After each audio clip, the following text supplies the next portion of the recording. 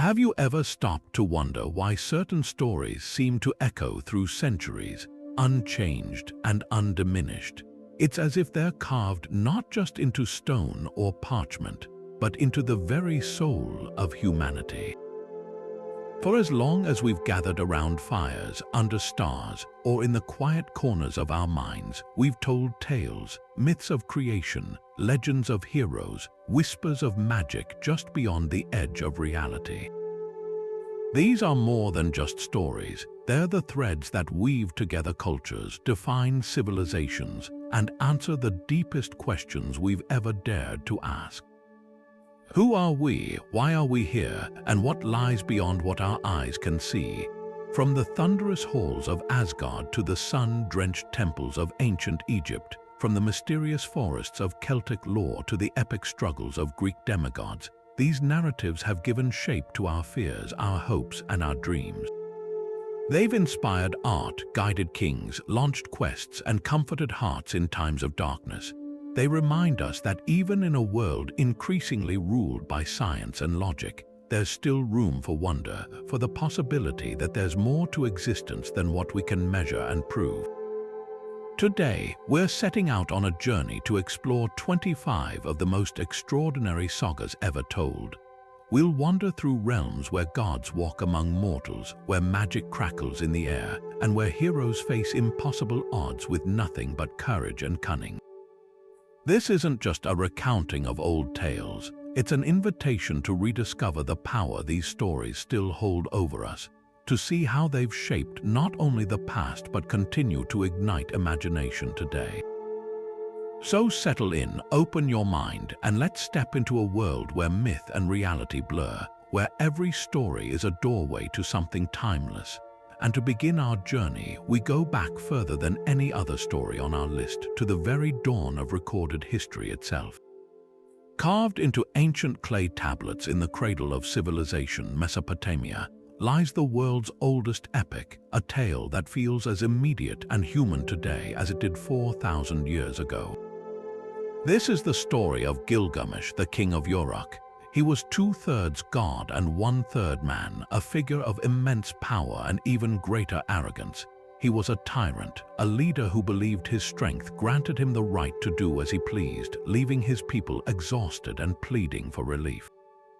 The gods heard their cries and devised a solution not of punishment but of balance.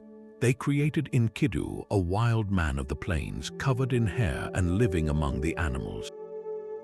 He was Gilgamesh's equal in strength but his opposite in spirit, a creature of pure nature untouched by civilization. Their first meeting was a colossal battle, a storm of fists and fury that shook the very walls of Uruk. But from that violent clash, something miraculous was born. Instead of enemies, they found in each other a kindred spirit, a missing piece of their own soul. This profound friendship became the heart of the entire epic, transforming the arrogant king into a loyal companion. It was a bond that would define both their destinies. Together, they set out on a grand adventure to the cedar forest, a sacred realm guarded by the monstrous demigod Humbaba. Their goal was to slay the beast and claim eternal fame, to carve their names into the fabric of history. This perilous quest was about more than just glory. It was a test of their courage and their commitment to one another. When they finally stood before the terrifying Humbaba, it was their united strength and encouragement that allowed them to achieve the impossible. They returned to Uruk as celebrated heroes, but their triumph attracted the attention of the gods, and divine wrath was soon to follow. The goddess Ishtar, offended by Gilgamesh's rejection of her advances, sent the bull of heaven to destroy the city. Once again, the friends stood together and defeated the celestial beast, but this victory was a step too far, an affront to the divine order. The gods decreed that Enkidu must die as punishment. Gilgamesh watched in helpless horror as his beloved friend grew sick and passed away, and with him died a part of the king. The grief that followed was all-consuming, a raw and terrifying confrontation with death's finality. For the first time, the mighty Gilgamesh understood his own mortality. This realization sparks the epic's most poignant and relatable chapter, his desperate quest for immortality. Abandoning his throne, his city, and his glory, Gilgamesh wanders the earth, dressed in animal skins, consumed by a single fear, that he too will share Enkidu's fate. He journeys to the ends of the world, facing untold dangers, all to find Utnapishtim, the Mesopotamian Noah who survived a great flood and was granted eternal life by the gods. After an arduous journey, he finds this ancient man who offers him a simple test: stay awake for 7 days. If you cannot defeat sleep, the little brother of death, how can you hope to defeat death itself? Gilgamesh fails instantly, falling into a deep slumber, a powerful metaphor for humanity's inability to conquer its most fundamental limitation. Utnapishtim's wife takes pity on the heartbroken king and reveals a secret: a plant at the bottom of the sea that can restore youth. Gilgamesh dives deep and retrieves it, finally clutching tangible hope in his hands.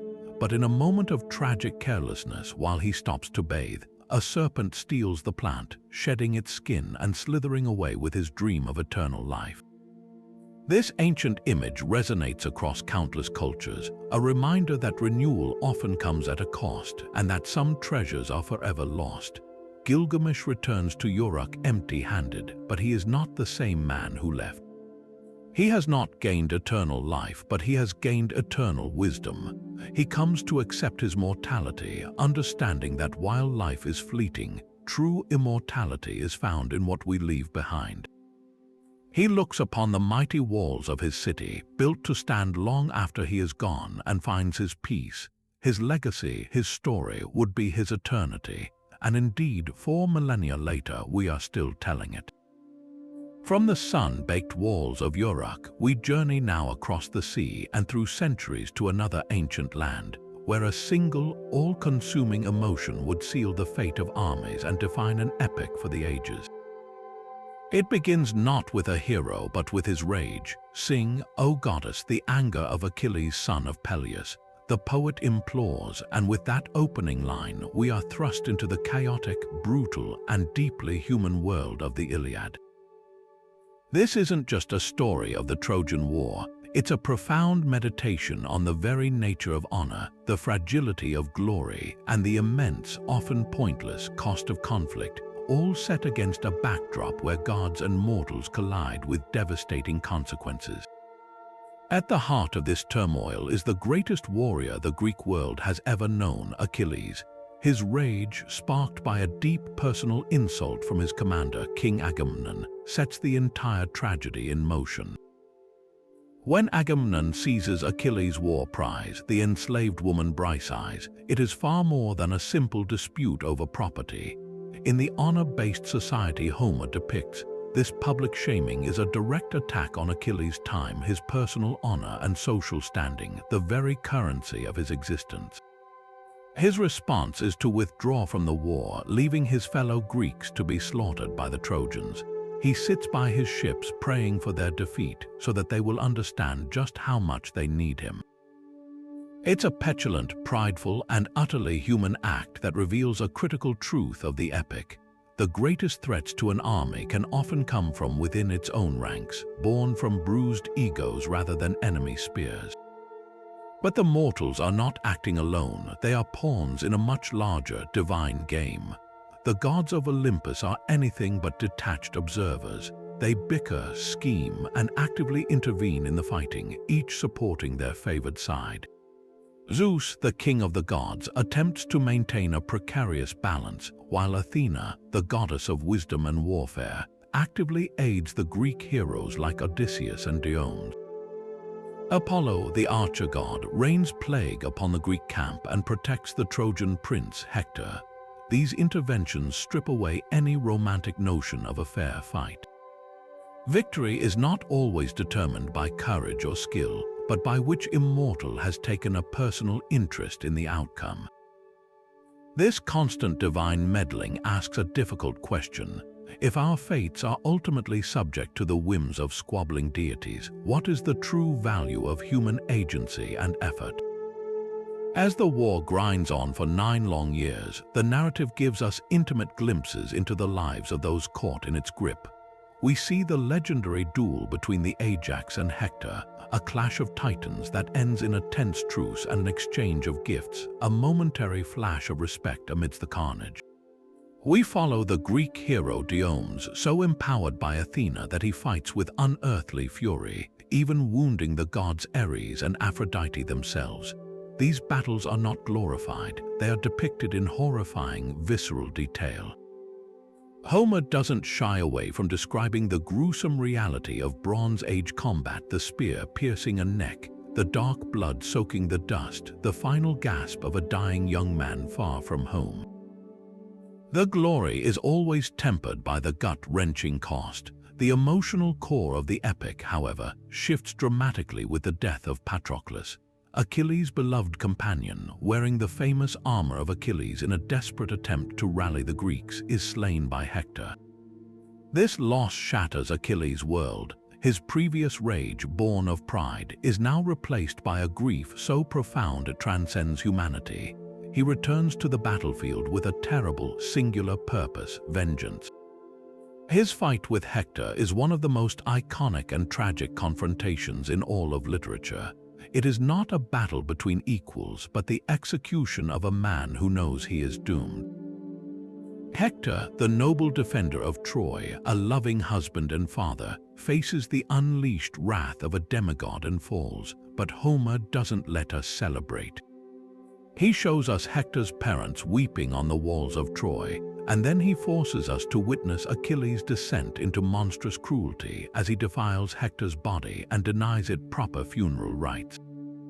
This is the ultimate price of the hero's rage, the loss of his own humanity.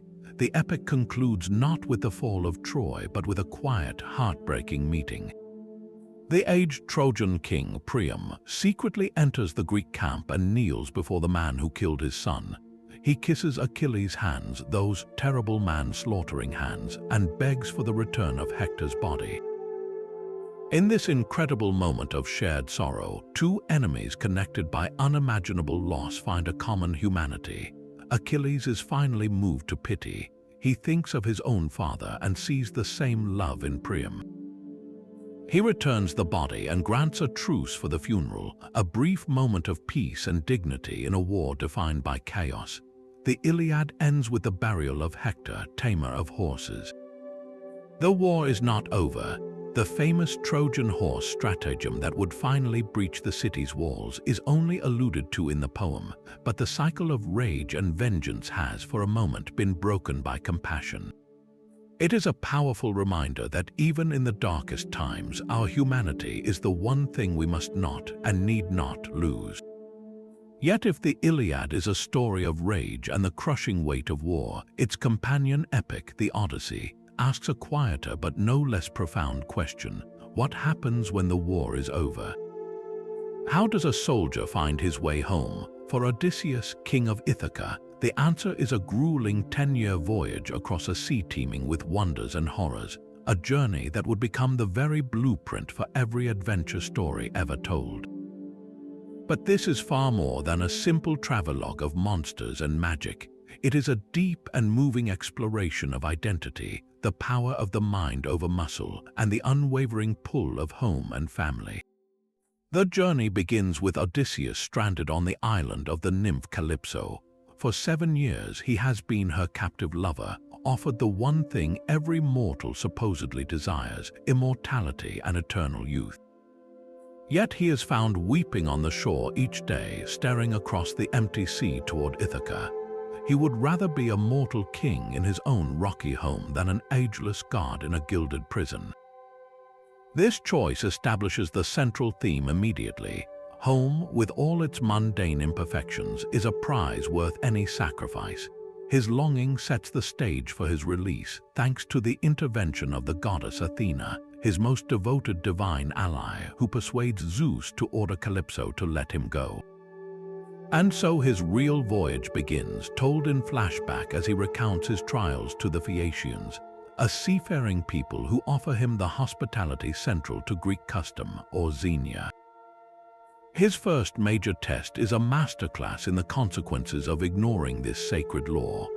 On the island of the Cyclopes, Odysseus and his men enter the cave of the one-eyed giant Polyphemus. When the monster returns, he brutally devours two of the men, showcasing a complete perversion of the host-guest relationship. Odysseus's response is not to fight. A direct contest of strength would be suicide, but to think. He devises a brilliant plan, intoxicating the giant with wine, blinding him with a heated olive wood stake, and then escaping by clinging to the undersides of the giant's sheep. It's a triumphant use of cunning or metis, but as his ship sails away, his pride gets the better of him. He shouts back his true name, taunting the blinded monster. This act of hubris gives Polyphemus the power to pray to his father, the sea god Poseidon, who unleashes a curse that will haunt Odysseus for the rest of his journey, ensuring he returns home alone and late. It's a stark lesson that even the greatest intelligence can be undone by a moment of reckless ego. His next stop reveals a different kind of danger, not brute force but seductive enchantment. On the island of Aea, the crew encounters the goddess Circe, who transforms his men into swine with a wave of her wand. Once again, Odysseus must rely on his wits. Armed with a protective herb given to him by the god Hermes, he alone is immune to her magic. He confronts her, and rather than destroying her, he wins her over, forcing her to break the spell. They remain on her island for a year as her guests, not her prisoners. This episode shows a more mature Odysseus, one who can negotiate and form alliances, turning a potent enemy into a valuable advisor. It is Circe who gives him the crucial guidance he needs for the trials ahead, sending him to the underworld to consult the spirit of the blind prophet Tyreus. This descent into the land of the dead is the emotional and philosophical heart of the journey. In the gloom of Hades, Odysseus speaks to the shades of fallen comrades, including Achilles. In a moment that echoes his own choice on Calypso's island, the great hero of the Iliad delivers a devastating line. He tells Odysseus he would rather be a landless serf on earth than a king among the dead. Even the greatest glory is worthless in the face of oblivion, reaffirming Odysseus's own quest for immortal life. Tyreus then gives him a grim prophecy, warning him of the dangers to come and foretelling a final peace only after he has appeased Poseidon. Armed with this knowledge, Odysseus and his crew press on, facing one mythical trap after another. They navigate between the six-headed monster Scylla and the whirlpool Charybdis, losing 6 men to Scylla's snapping jaws, a sacrifice Odysseus coldly deems necessary for the survival of the rest. They pass the island of the Sirens, whose beautiful song lures sailors to their doom on the rocks. On Circe's advice, Odysseus has his crew plug their ears with wax and ties himself to the mast so he can hear the irresistible song without being able to act on it. This is perhaps the ultimate metaphor for his entire journey, the exercise of forethought and restraint to overcome a primal, self-destructive urge. His final test is one of pure character. Washed ashore on Ithaca, he is disguised as a beggar by Athena. He must silently endure insults and violence from the suitors who have invaded his home, carousing in his halls and vying for his wife Penelope's hand. This period of humiliation is his greatest trial. He watches his faithful swineherd Eumaeus show kindness to a stranger, and his old dog Argos, neglected and flea-ridden, still recognizes his master before dying on the spot. Most importantly, he witnesses the brilliance and fidelity of Penelope, who has held the suitors at bay for years with her famous weaving trick, unraveling each night what she wove during the day. She is not a passive prize to be won, but his intellectual equal, a partner in cunning. The climax is not a war, but a contest. Penelope, pushed to her limit, declares she will marry whoever can string Odysseus's great bow and shoot an arrow through a line of 12 axe heads.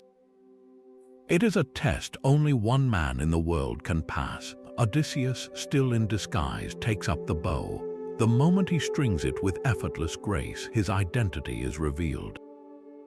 Shedding his rags, he turns his weapon on the suitors, and with the help of his son Telemachus, executes a terrible and bloody vengeance, cleansing his home of its corruption. The final reunion with Penelope is not one of immediate, joyous recognition. She is cautious, testing him one last time by ordering their marriage bed to be moved, a bed Odysseus himself built from a living olive tree, a secret only the two of them share. His correct knowledge of this immovable object finally proves he is truly her husband. Their long separation ends not with a grand speech, but with a shared secret, a quiet testament to the private understanding that defines a true marriage and a true home. The Odyssey reminds us that the greatest adventures are not about the monsters we slay, but the home we fight to return to, and the self we must remember along the way. Leaving the shores of the Mediterranean, we now travel to the vast, ancient plains of India for a story of such immense scale and philosophical depth that it makes most other epics feel like a brief prologue. This is the Mahabharata, a sprawling narrative often described as the longest poem ever written, a universe of stories contained within a single, monumental work. At its core, it is the account of a devastating civil war between two branches of the same royal family, the righteous Pandavas and their corrupt cousins, the Kauravas. But to call it just a war story is to call the ocean a puddle. It is an all-encompassing exploration of the human condition, a profound inquiry into the nature of duty, morality, and the very meaning of life itself. Our story begins not on a battlefield but with a kingdom divided. The blind king Dhritarashtra has 100 sons, the Kauravas, led by the jealous and ambitious Duryodhana. His brother Pandu has 5 sons, the Pandavas, known for their virtue and strength. When the time comes for the eldest Pandava, Yudhishthira, to claim the throne, Duryodhana's envy consumes him. He orchestrates a series of cruel plots to destroy his cousins, culminating in a rigged game of dice. Using loaded dice, he wins everything from Yudhishthira: his kingdom, his wealth, his brothers, and even their shared wife, Draupadi. In a scene of unparalleled humiliation in the royal court, Duryodhana's brother attempts to publicly disrobe Draupadi. Her dignity is miraculously preserved when the god Krishna provides her with an endless sari, but the damage is done. The Pandavas are forced into 13 years of exile, with the final year to be spent in complete disguise. If they are discovered, they must repeat the exile. This infamous dice game is far more than a plot device. It is a masterful examination of flawed judgment and the slippery slope of compromise. Yudhishthira, despite knowing the game is rigged, feels compelled by his kingly duty to accept the challenge. He is a man of dharma, righteous duty, but here his rigid adherence to the form of duty without considering its spirit leads his entire family into catastrophe. It poses a difficult question we all face. When does playing by the rules become a betrayal of what is truly right?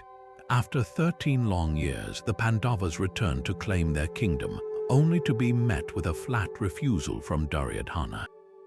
He will not yield, as he famously declares, even enough land equal to the point of a needle. All avenues for peace are exhausted, and the drums of war begin to sound, drawing armies from across the continent to the field of Kurukshetra. It is on the eve of this apocalyptic battle that the epic delivers its philosophical heart, a text that has guided millions for centuries, the Bhagavad Gita. As the two massive armies array themselves for battle, the greatest Pandava warrior, Arjuna, asks his charioteer, the god Krishna, to drive him into the no-man's land between the forces. There he looks upon his enemies and sees not faceless adversaries, but his own grandfathers, teachers, cousins, and friends. Overwhelmed by compassion and despair, he lays down his bow. He cannot fight, he cannot bear the sin of killing his own kin for a kingdom. What follows is not a command to fight, but one of the most profound spiritual dialogues ever composed. Krishna, revealing his divine, cosmic form, does not simply order Arjuna to do his duty. Instead, he guides him through a higher understanding of life, death, and action. He introduces the concept of nishkama selfless action.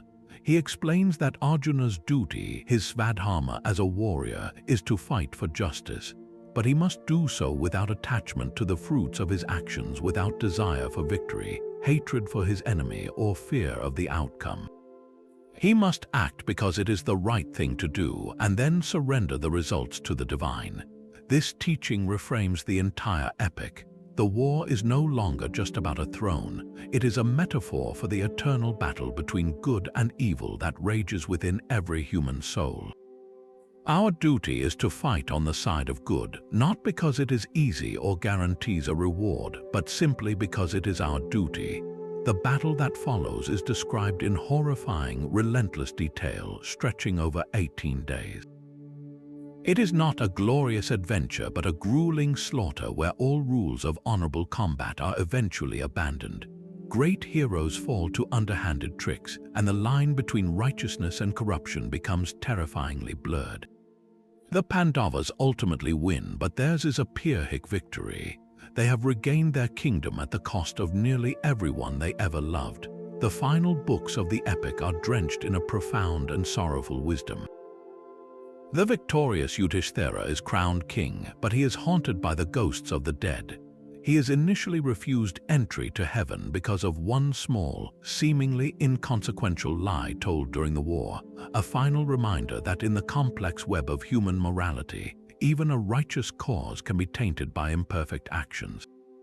The Mahabharata refuses to offer easy answers. It presents a world where right and wrong are inextricably intertwined, where doing one's duty can cause immense suffering, and where victory can feel indistinguishable from defeat.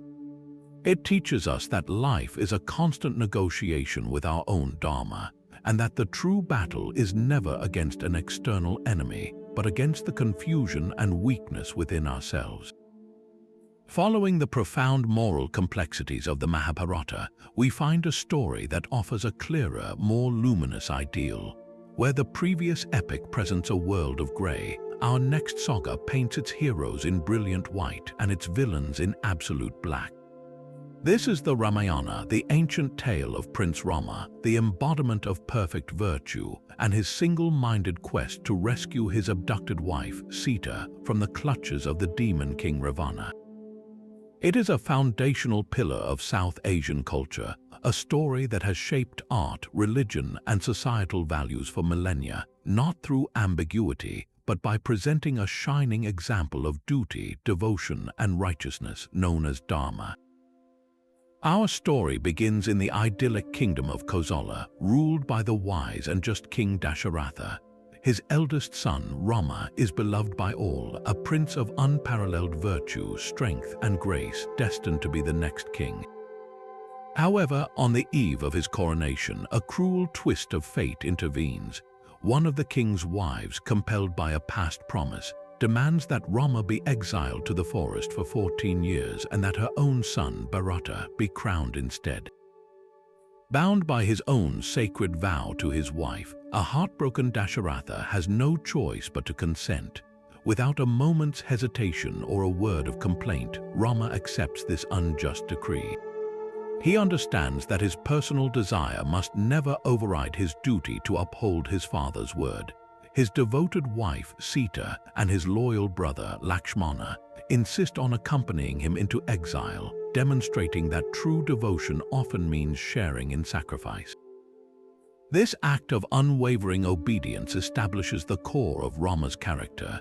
He is Maryada Purushottam, the perfect man who adheres to the boundaries of righteousness without fail. Their life in the forest is one of simple austerity, but this peace is shattered by the arrival of Surpanakha, a demoness and the sister of the mighty king of Lanka, Ravana. When she propositions Rama and is rejected, and is subsequently disfigured by Lakshmana for threatening Sita, she flees to her brother, fueling his rage with tales of Sita's unparalleled beauty. Determined to possess her, Ravana concocts a cunning plan. He sends a magical golden deer to tempt Sita. Captivated by it, she asks Rama to capture it for her. When Rama fails to return, she convinces a reluctant Lakshmana to go and help him. drawing a protective line around their hut with his magic arrow and instructing her not to cross it. The moment she is alone, Ravana, disguised as a holy man, appears at her doorstep. The moment she steps across the line to offer him alms, he reveals his true, terrifying form, seizes her, and carries her away in his flying chariot towards his island fortress of Lanka. Rama's world collapses upon discovering Sita is gone. His grief is all-consuming, but he does not let it paralyze him. He transmutes it into a resolute purpose. His journey to find her becomes the engine of the entire epic. It is during this search that he forms his most iconic alliance. Wandering south, he and Lakshmana meet the monkey king Sugriva and his greatest devotee, the mighty Hanuman. Hanuman, the son of the wind god, is no ordinary monkey. He possesses immense strength, the power to change his size at will, and unwavering devotion.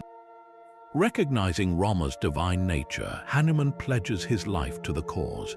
This alliance between man and monkey is not just a military pact, it symbolizes the union of divine purpose and devoted service.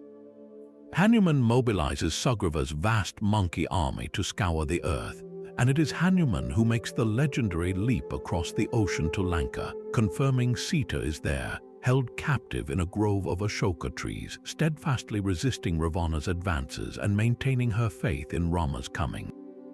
The building of a bridge of stones across the ocean by the monkey army is one of the epic's most enduring images, a testament to collective effort fueled by devotion. Rama leads his forces to Lanka and a cataclysmic war erupts. This is where the epic unveils its arsenal of celestial weaponry.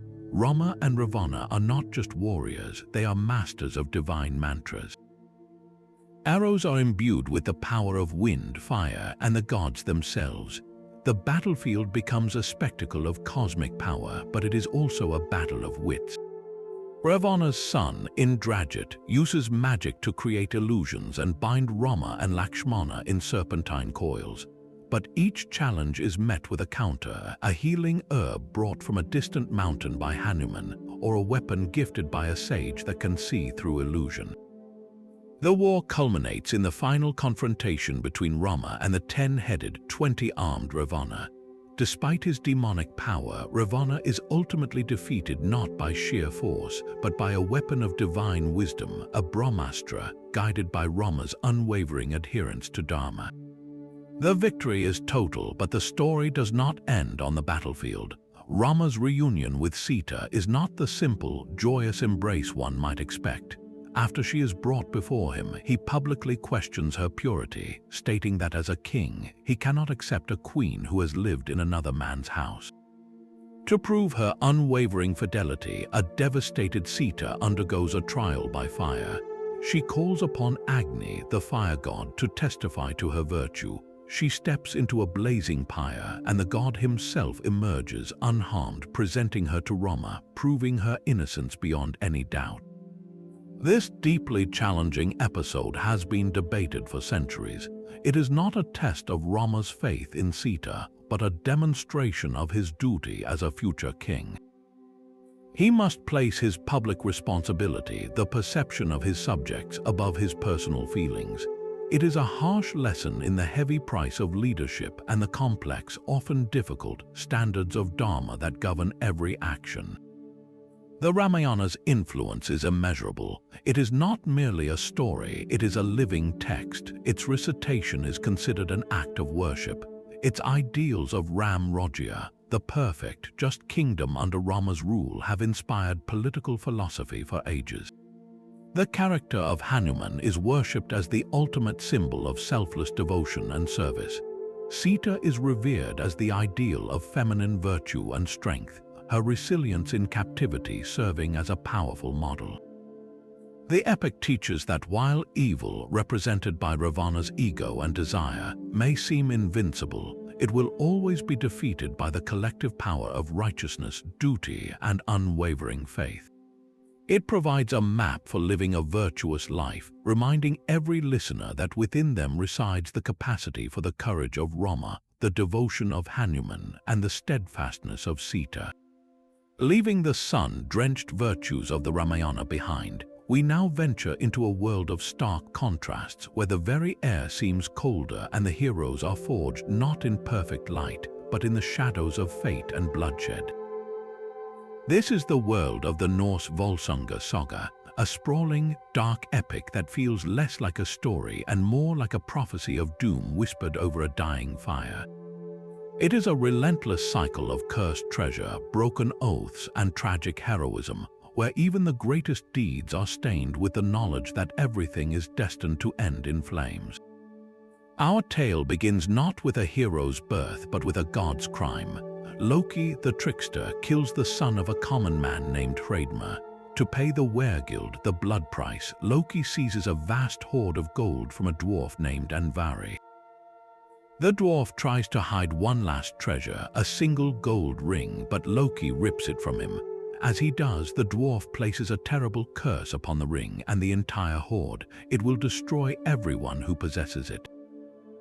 This moment is the seed from which the entire saga's tragedy grows. The gold is paid to Hreidmar, but his son Fafnir, consumed by greed, murders his own father to claim it for himself. He then transforms into a monstrous dragon, lying upon his treasure in a lonely heath, his very body a physical manifestation of the greed the curse inspires. The treasure does not just attract evil, it actively corrupts and destroys, a powerful symbol of how material wealth can poison the soul. Generations later, the Volsung family emerges, a dynasty blessed by the god Odin himself, yet seemingly hunted by the same god's inscrutable whims. Their story is one of fierce loyalty and sudden violence. The patriarch King Volsung gives his daughter Signy in marriage to the cruel King Sigurd. During the wedding feast, a stranger, Odin in disguise, plunges a magnificent sword into the trunk of the great tree barnstock that grows through the center of the hall. He declares that the man who can pull it out may keep it. Only Volsung's youngest son, Sigmund, succeeds. Sigurd, humiliated and coveting the blade, immediately plots revenge. He invites the Volsungs to his kingdom, betrays them, and captures them in the forest. One by one, they are chained to a log to be devoured by a beast, each night a new death. Only Sigmund survives, aided by his sister Signy, who chooses a path of horrific vengeance. To breed a hero capable of destroying her evil husband, she secretly swaps places with a sorceress and sleeps with her own brother, Sigmund. From this act of purposeful incest, a child is born, Sinfjotli. This is not a story that shies away from the extreme and the taboo. It presents a world where the lines between right and wrong are blurred by the overwhelming need for vengeance and the restoration of honor. Sinfjotli is raised to be a weapon. He and his father, Sigmund, become werewolves, roaming the forest as outlaws, living a life of primal violence. They eventually return to burn Sigurd's hall, fulfilling Signy's terrible plan.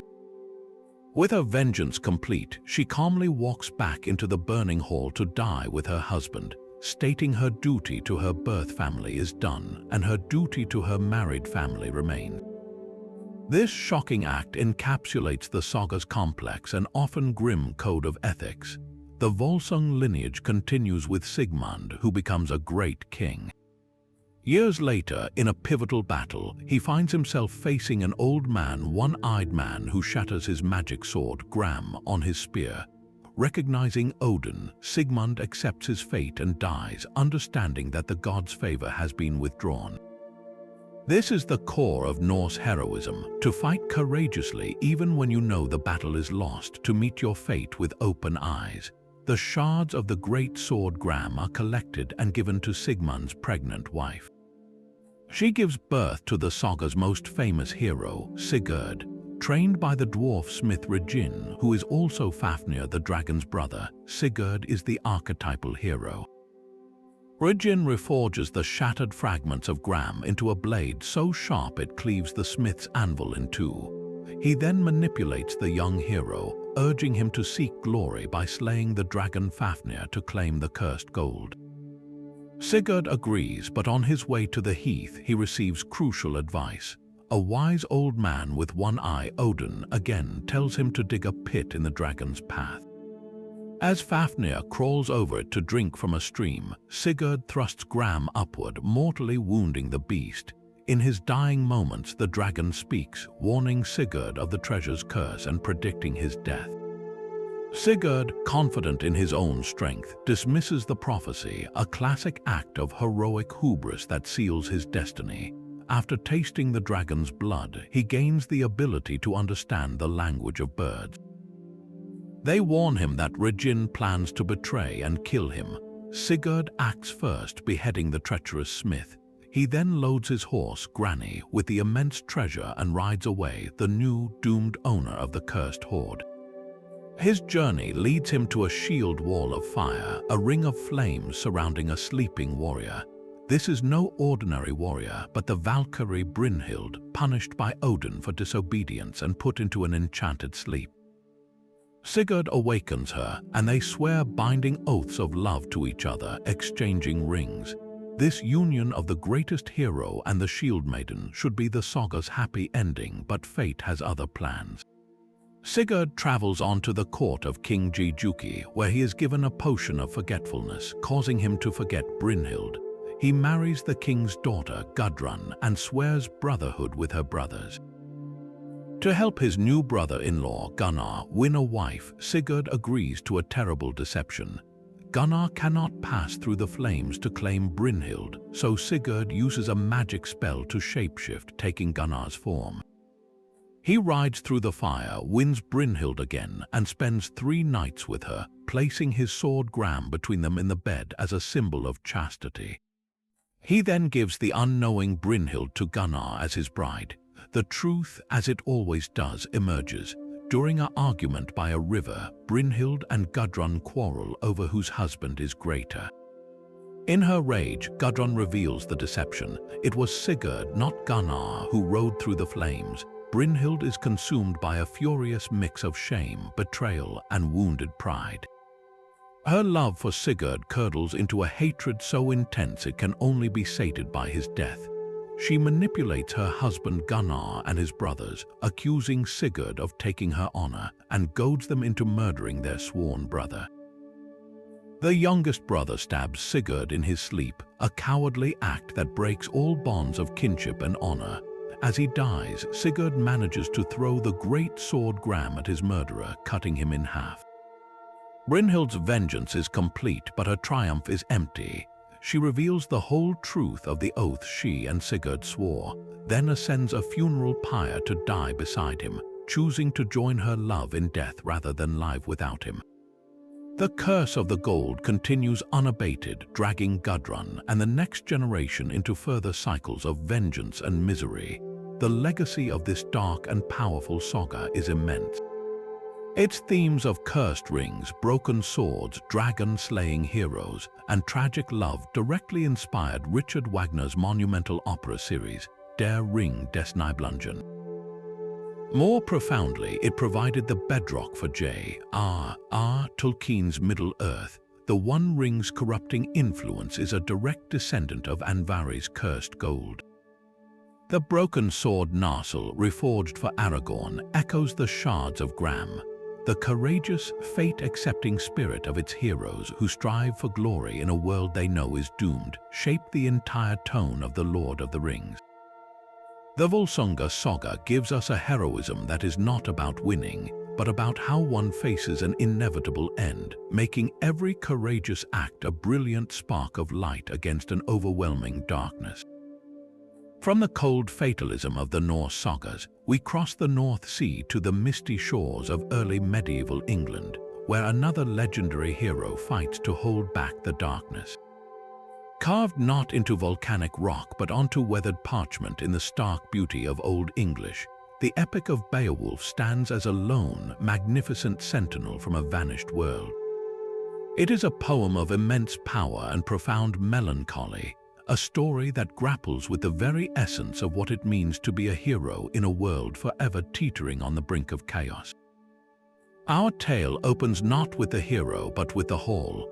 Hjorot, the magnificent mead hall built by the Danish king Hrothgar, is more than just a place of feasting. It is a blazing beacon of civilization, community, and order in a wild, untamed land. The sound of laughter and the Scop's song echoing from its walls represents the pinnacle of human achievement, but this light attracts a predator from the shadows. From the desolate, swampy fens, the wretched creature Grendel is drawn to the noise. The poet tells us he is a descendant of Cain, the biblical first murderer, forever exiled and enraged by the joy of others. He is not just a monster, he is the physical embodiment of envy, isolation, and the primordial chaos that constantly threatens to overwhelm human order. For 12 long years he stalks Heorot, bursting in night after night to slaughter and devour Hrothgar's finest warriors. The Danes are powerless, their great hall rendered a gilded trap, their society paralyzed by fear. News of this plight reaches the Geats, a tribe in what is now southern Sweden. Their champion, the young Prince Beowulf, hears the call to action. He embodies the Germanic heroic code, a set of values known as comitatus that bonds a warrior to his lord and his comrades through bravery, loyalty, and the relentless pursuit of glory or love. He is not motivated by payment but by the chance to prove his immense strength and cement his reputation.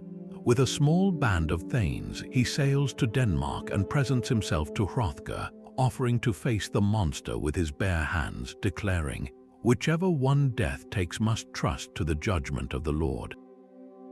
This single line introduces the poem's unique and haunting duality, a world where the pagan thirst for earthly fame coexists with a new Christian sense of divine providence.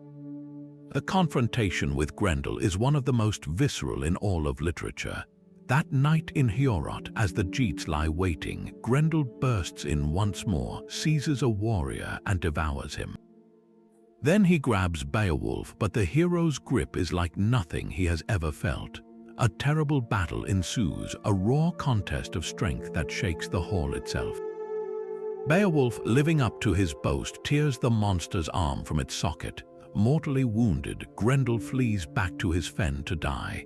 The Danes celebrate, hanging the grotesque arm like a trophy from the rafters of Heorot.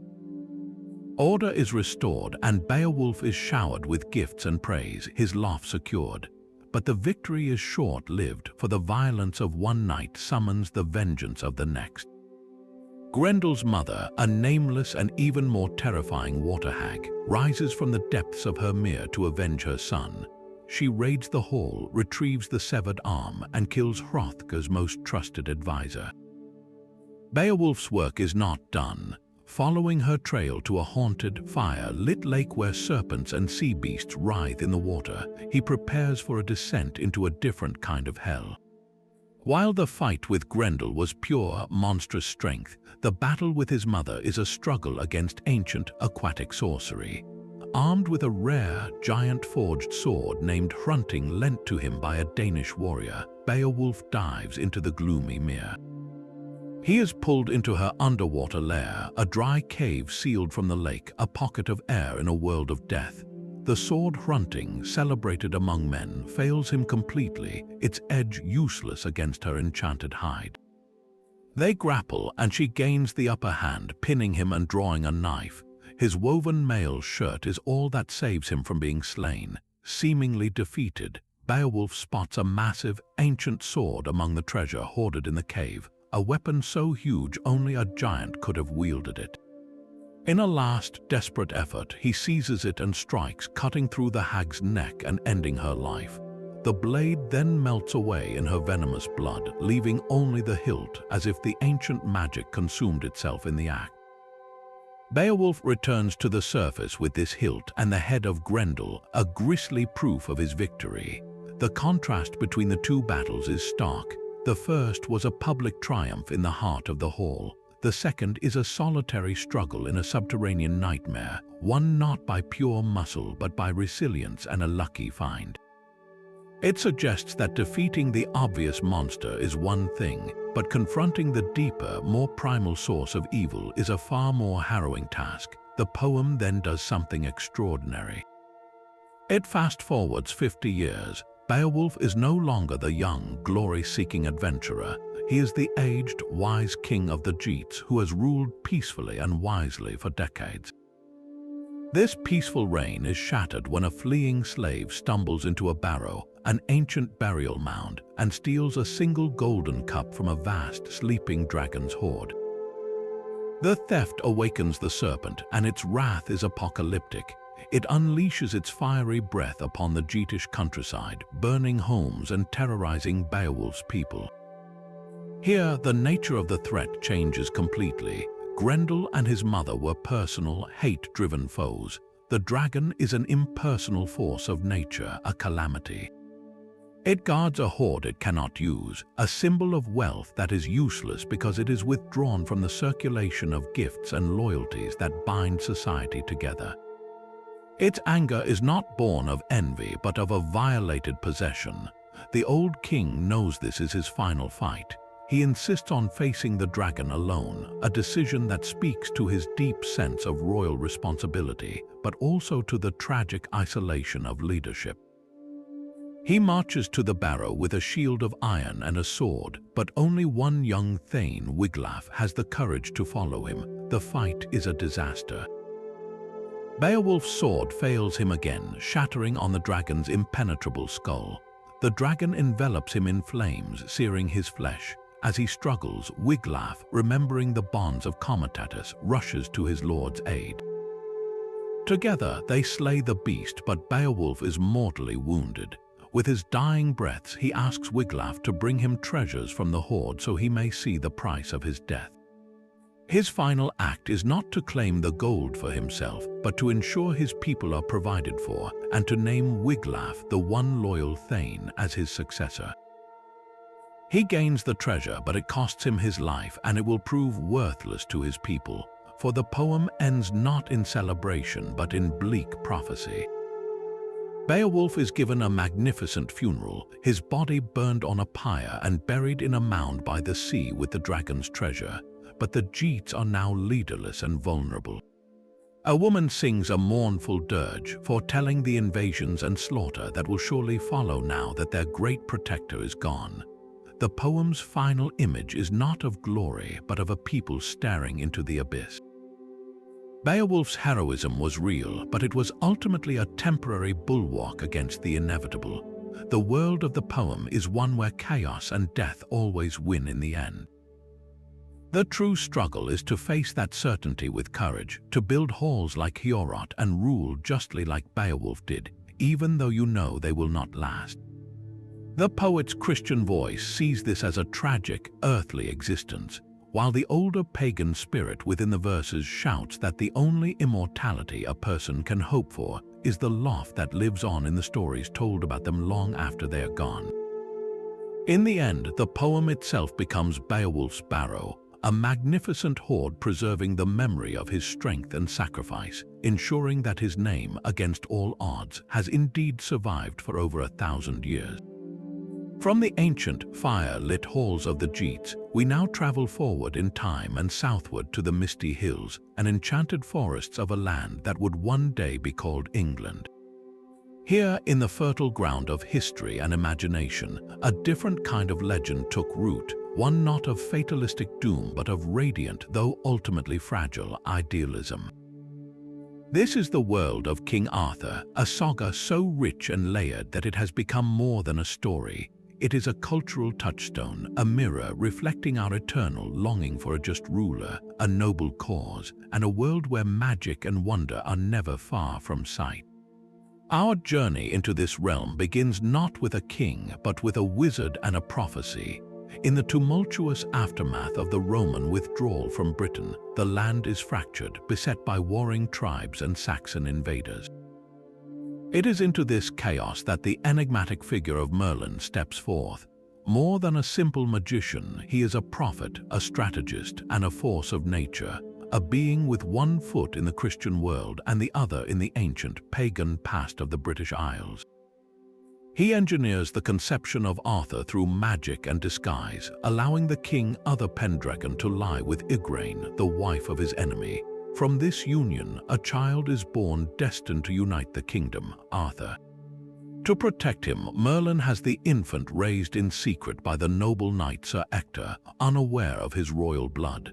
This theme of hidden identity and a destined rise from obscurity is the spark that ignites the entire legend. The boy's true nature is revealed in a moment of divine providence that has captivated audiences for centuries. After the death of Uther, there is no clear heir to the throne. A great sword appears, embedded in an anvil which is itself set upon a stone. Inscribed upon it are the words, "Whoso pulleth out this sword from this stone and anvil is rightwise king born of all England." Lords and knights from across the land try and fail to budge the blade. It is only when the young Arthur, acting as a squire for his foster brother Kay, retrieves the sword to replace a lost tournament weapon that he effortlessly draws it forth. The act is less a test of strength than of worthiness. The sword proves his divine right to rule, a legitimacy granted not by conquest but by a higher power. This moment establishes the core of Arthur's kingship. It is not his power but his purity of heart that qualifies him to lead, but the sword from the stone is only his first blade. His most famous weapon, Excalibur, is given to him under vastly different and more mystical circumstances. After his first sword is shattered in a battle against King Pellinore, the wounded Arthur is led by the mystical Lady of the Lake. She rises from the waters of a still mere, a hand holding a magnificent sword aloft from the depths. This is Excalibur, and its scabbard is even more precious than the blade itself, for it protects the wearer from losing any blood.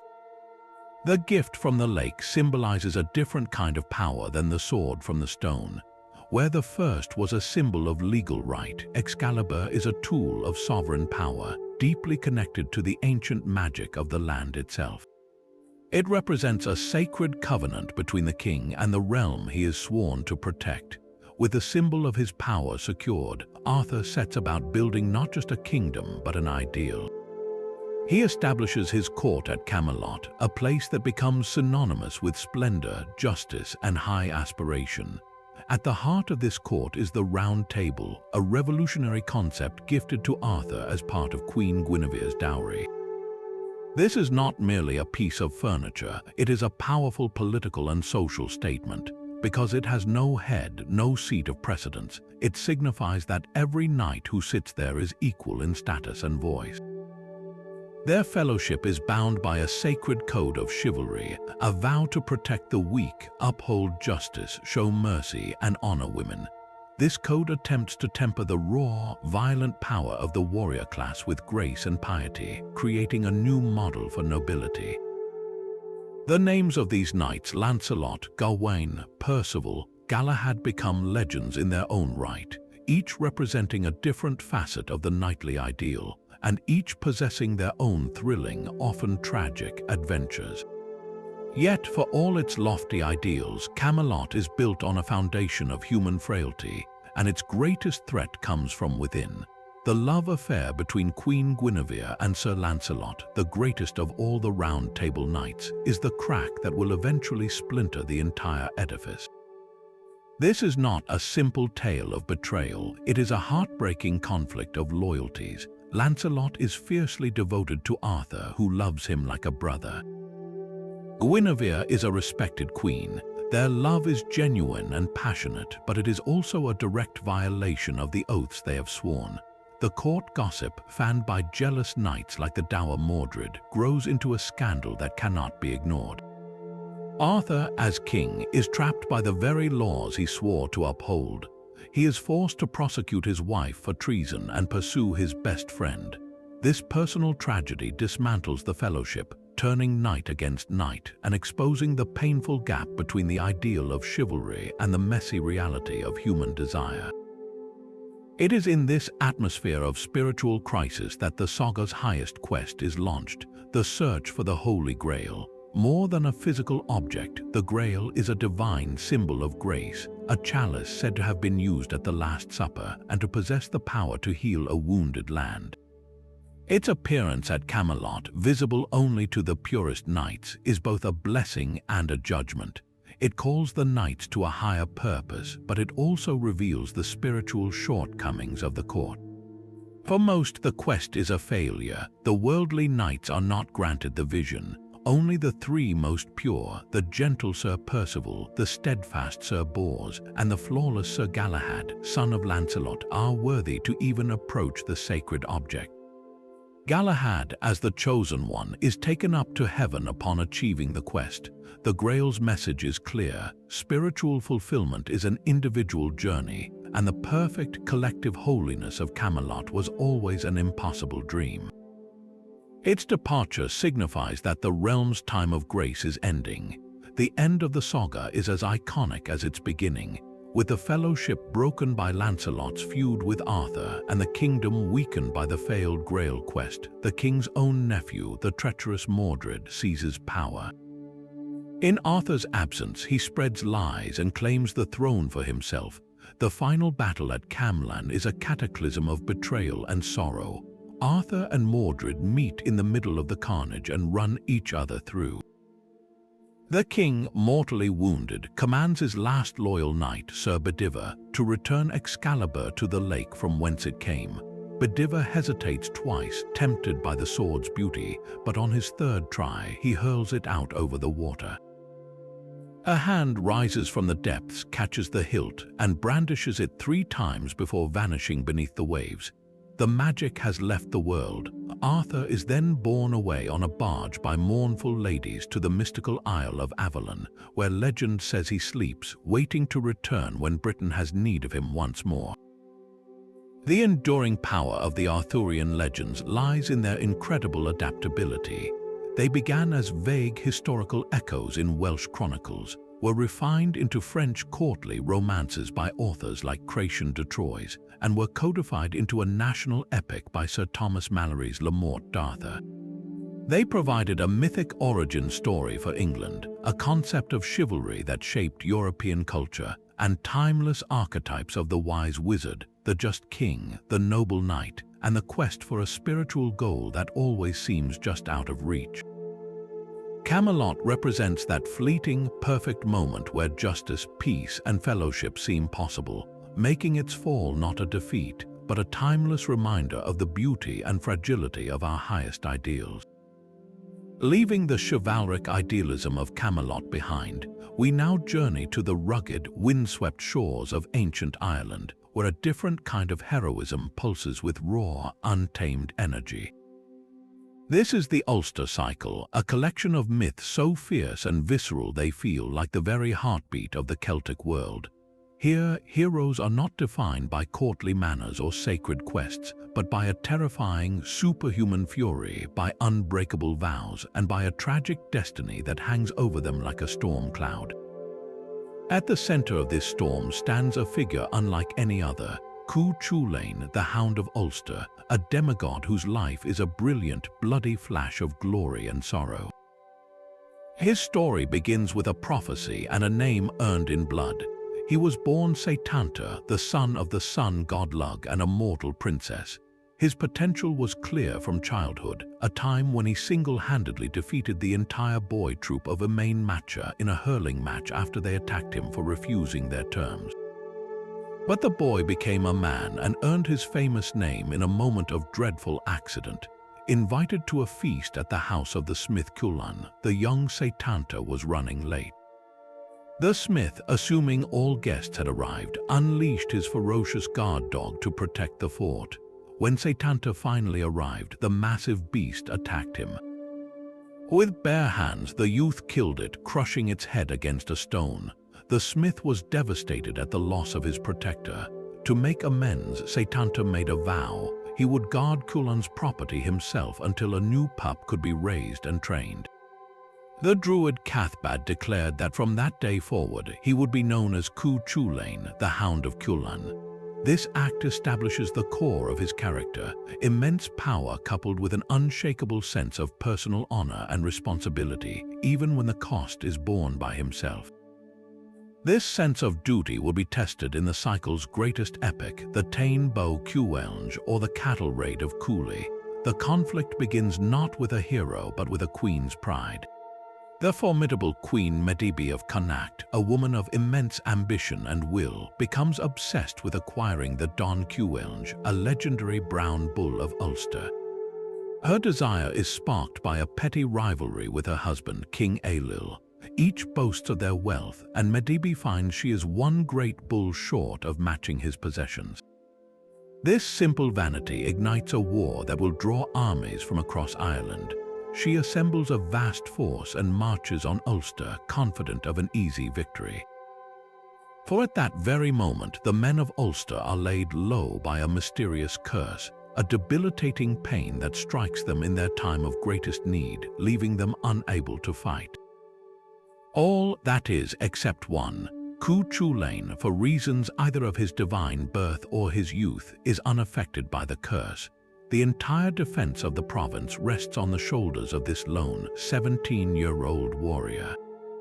What follows is not a traditional battle, but a series of devastating single combats.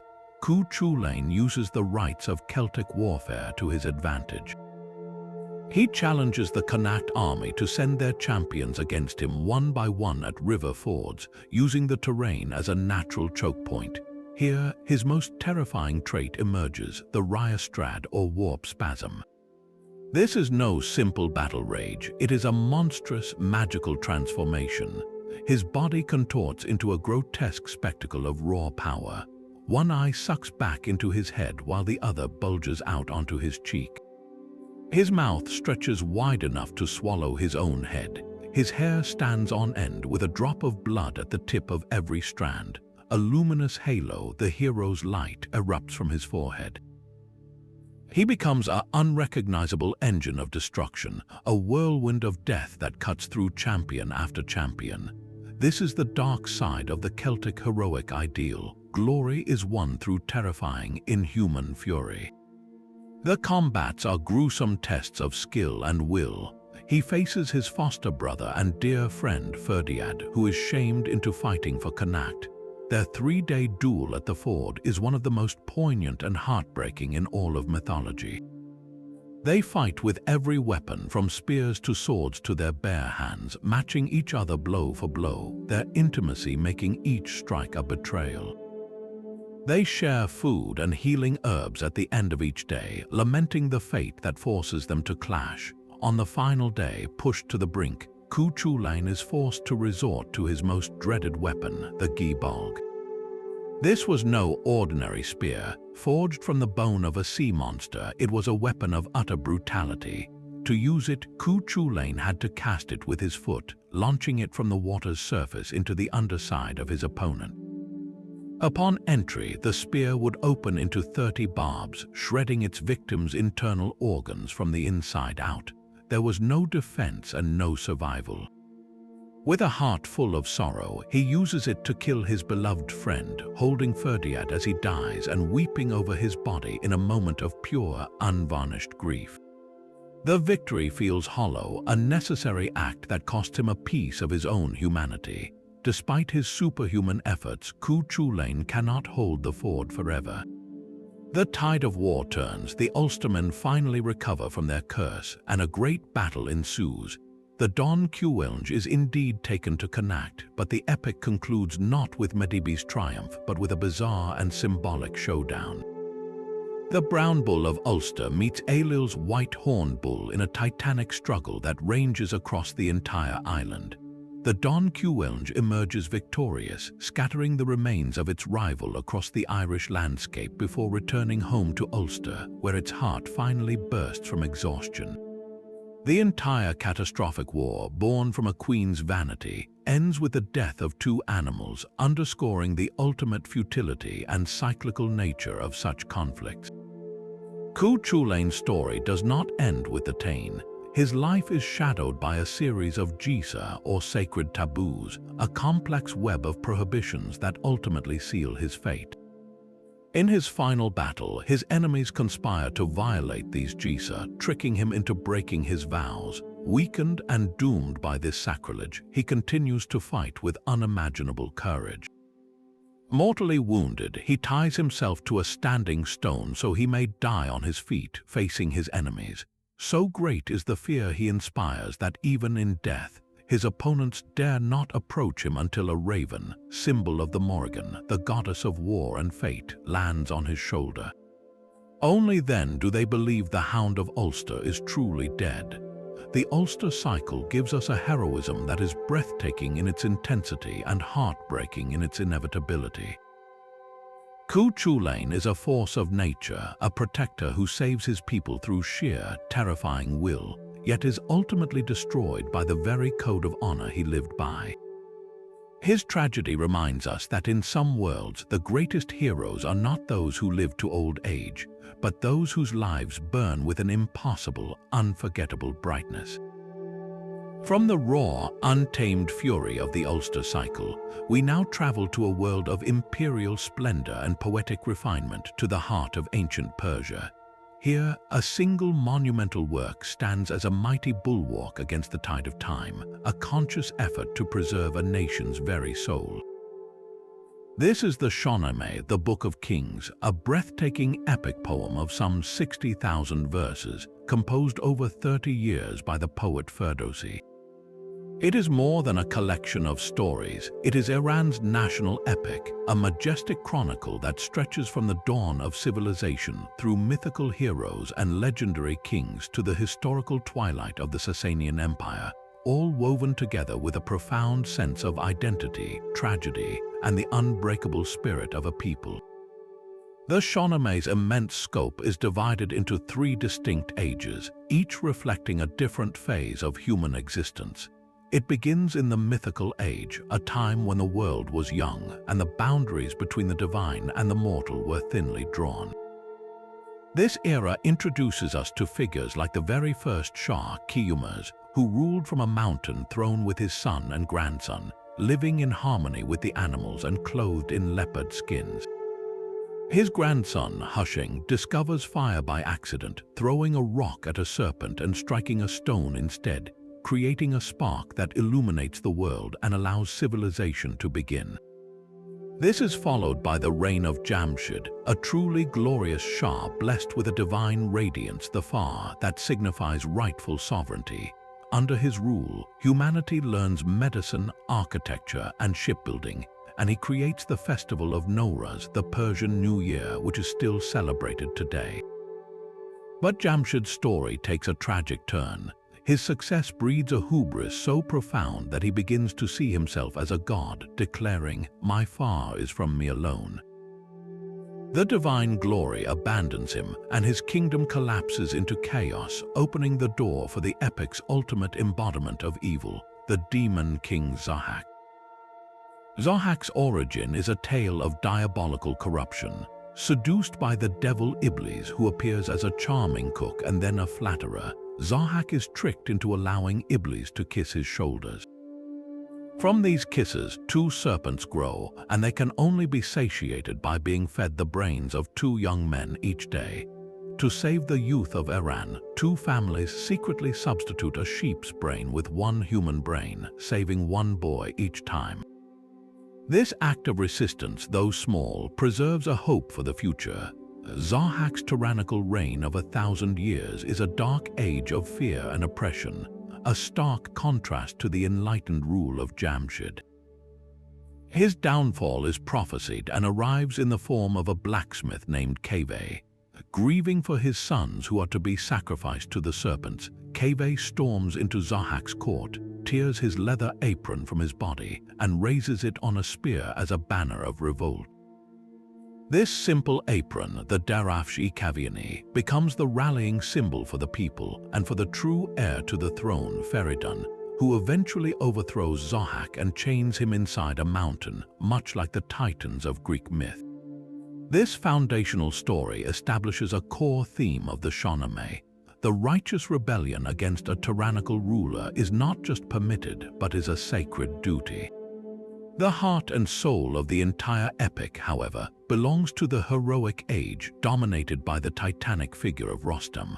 The son of the noble warrior Zal and the princess Rudabeh, Rostam is a figure of superhuman strength and unwavering loyalty, Persia's greatest champion. His adventures are the stuff of legend, none more famous than his Haft Khan or Seven Labors. This incredible journey is undertaken to rescue his king, Kavas, who has been captured by the demons of Mazandaran after a foolhardy attempt to conquer the region. Each labor is a masterclass in mythical storytelling, pitting Rostam against impossible odds. He slays a lion that threatens his horse, Rakish. He crosses a scorching desert and slakes his thirst by killing a miraculous beast that leads him to water. He defeats a terrifying dragon and a powerful sorceress who lures men to their doom. He even bests a demonic creature, the White Demon, in single combat, and from its blood gains the secret to freeing his king. These labors are not just a display of brute force, they are a testament to his resilience, his ingenuity, and his profound connection with his legendary steed, Rakish, a horse of equal intelligence and courage. Yet Rostam's story is steeped in a heartbreaking irony that fuels the epic's most tragic thread. Years before his labors on a journey to the kingdom of Samangan, he meets and falls for the princess Tomine. A single night together results in a son, Sohrab, a boy destined for greatness. Rostam leaves, giving Tomine a token, a gem from his arm, to give to their child so that he may one day know his father. Sohrab grows into a warrior of immense power, even greater than his father, and becomes the champion of Persia's enemy, Turan. He longs not for conquest, but to find his legendary father so they can overthrow the weak Shah and rule together justly. The stage is set for one of the most devastating confrontations in all of literature. Father and son, neither knowing the other's true identity, meet in single combat between the two armies. They are evenly matched, a fierce struggle of strength and skill. In the end, Rostam relies on a trick to gain the upper hand and delivers a fatal blow. As Sohrab lies dying, he speaks of his quest to find his father, Rostam, and reveals the gem token. Rostam's world shatters. He realizes he has killed his own son. He begs the Shah for a magical cure, but the Shah, fearful of a union between Rostam and such a powerful son, refuses. Sohrab dies in his father's arms, a victim of cruel fate and political intrigue, a moment of such profound grief that it echoes across the centuries, a universal symbol of a parent's ultimate loss. Beyond the tales of Rostam, the Shahnameh is filled with rich, complex characters and poignant romances. The story of Bijan and Manijeh is a classic tale of star-crossed lovers. Bijan, an Iranian knight, enters enemy territory in Turan and falls in love with Manijeh, the daughter of the Turanian king. Their secret affair is discovered, and Bijan is thrown into a pit and left to die. The devoted Manijeh, disowned by her family, remains by the pit, lowering food to him and keeping him alive through her love and loyalty. It is only through the intervention of Rostam that Bijan is finally freed, and the lovers are reunited, their story offering a softer counterpoint to the epic's pervasive themes of war and tragedy. The poem then gradually shifts into its final section, the historical age, moving from clearly mythical figures to the semi-legendary, and finally the actual kings of Persia, like Alexander the Great and the Sasanian rulers, blending fact and folklore into a seamless narrative of national identity. Ferdowsi's monumental achievement cannot be overstated. He wrote in pure Persian, consciously avoiding Arabic loanwords that had become common after the Islamic conquest, in a deliberate act of cultural preservation.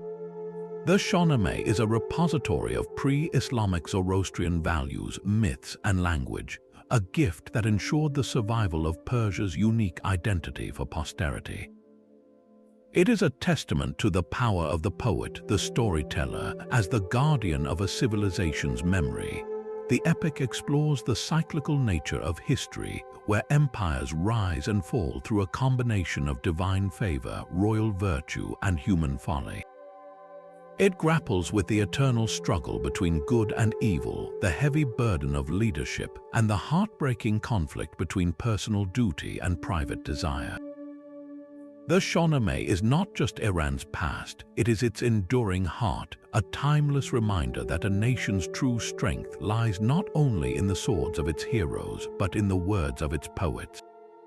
Leaving the sun-scorched epics of Persia behind, we now journey north, far north, to a world of ancient forests, endless lakes, and the long, dark winters of the Baltic. Here, a different kind of magic pulses through the land, not the clash of God-forged steel or the fury of a warrior's spasm, but the deep, resonant power of the human voice. This is the Kalevala, the national epic of Finland, a mesmerizing tapestry woven not by a single author, but collected from the oral traditions of countless rune singers and compiled into a single, monumental work by a dedicated linguist named Elias Lönnrot in the 19th century. It is a world where songs can build ships, enchant the natural world, and even create reality itself, a profound testament to the power of poetry and the enduring spirit of a people. Our introduction to this enchanting realm begins with a clash not of swords but of songs. The eternal bard, the wise old Väinämöinen, is traveling across the barren plains of Pohjola when he is challenged by a brash young man named Joukahainen. Blinded by arrogance and youth, Joukahainen blocks the elder's path and demands a contest of knowledge, wagering his own sister's hand in marriage against his head. What follows is a magical duel of wisdom, a battle where words are weapons and knowledge is power. They do not fight with fists, but by singing each other deeper into the earth. Joukahainen boasts of his limited, worldly knowledge, but Väinämöinen responds with verses of profound, cosmic understanding. He sings of the primordial creation of the world, of the origin of things so deep and ancient that his magic overwhelms the youth. With each stanza, Joukahainen is sung deeper into a swamp until only his head remains above the mire. In terror, he offers vast riches for his freedom, but Väinämöinen is uninterested in gold. Finally, in desperation, Joukahainen promises what he does not truly own, his sister, the beautiful Aino. This pivotal moment establishes the core mechanics of the Kalevala's universe. Knowledge is not just power, it is a tangible, magical force. The one who knows the true origin of a thing, who can sing the oldest, most authentic verses, holds command over nature and fate. The creation myth Väinämöinen sings of is unlike any other. In the beginning, there was only air and water. A lonely daughter of the air, Ilmatar, descends into the primal seas and becomes the mother of creation. She floats for centuries until a teal, seeking a place to nest, lays its eggs on her knee. When the bird moves, the eggs roll off, shattering against her. The pieces transform into the cosmos. The yolk becomes the sun, the white becomes the moon, and the speckled fragments become the stars. Her body itself forms the land, her flesh the soil, her hair the forests. Väinämöinen himself is born from this primordial mother, emerging as a wise old man already at his birth, forever connected to the very source of the world. This origin story is not built by a male god speaking things into existence or fighting a cosmic battle. It is an organic, almost accidental process of transformation and growth from the body of a maternal figure, reflecting a unique and deeply naturalistic worldview.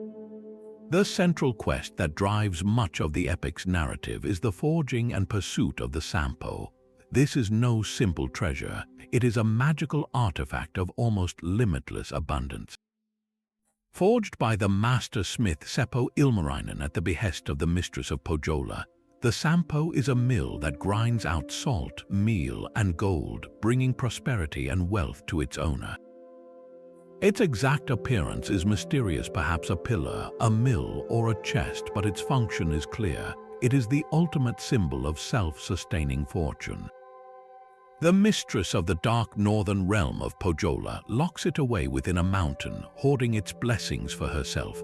This act plunges the land of Kaleva into want, prompting the heroes Väinämöinen, Ilmarinen, and the hot-headed warrior Lemminkainen to embark on a perilous quest to steal it back.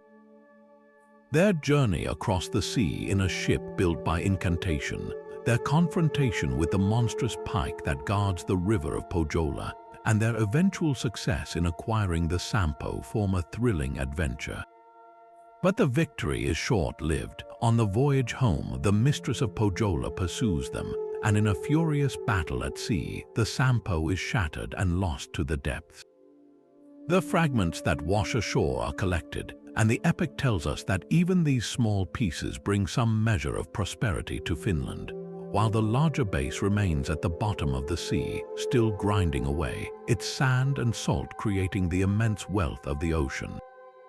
The Sampo is not a trophy to be won and kept, it is a fleeting glimpse of perfect fortune, a reminder that true prosperity is a force of nature to be shared, not a possession to be owned. Beyond its enthralling plots, the Kalevala is a deep well of shamanistic tradition. The heroes are not just strong men, they are sorcerers, healers, and seers. Their primary tool is not a sword but a word. They embark on spiritual journeys to the underworld of Chuonla to gain knowledge, much like a shaman traveling to the spirit world. When Lemminkainen is killed and his body dismembered, his mother does not weep. She takes a copper rake and combs the river of death until she collects every piece of him, singing him back to life with powerful charms. This intimate, familial magic stands in stark contrast to the grandiose interventions of Greek or Norse gods. Healing is a patient, painstaking act of love and precise knowledge.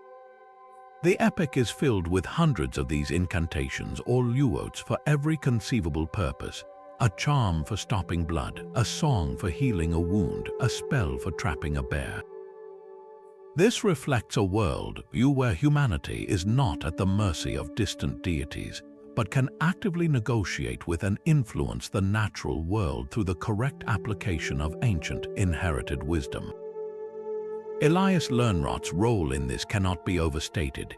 He was a country doctor and linguist who, concerned that the old oral traditions were dying out, embarked on multiple arduous fieldwork trips across the rural regions of Karelia, a land straddling the border of Finland and Russia. He sat in rustic cabins and by firesides, meticulously writing down the songs and runes from the mouths of the last great rune singers. He then made the controversial but inspired decision to weave these thousands of individual poems into a single, cohesive narrative epic, modeling its structure somewhat on the Iliad and the Odyssey. Published in 1835 and then in an expanded edition in 1849, the Kalevala arrived at a crucial moment.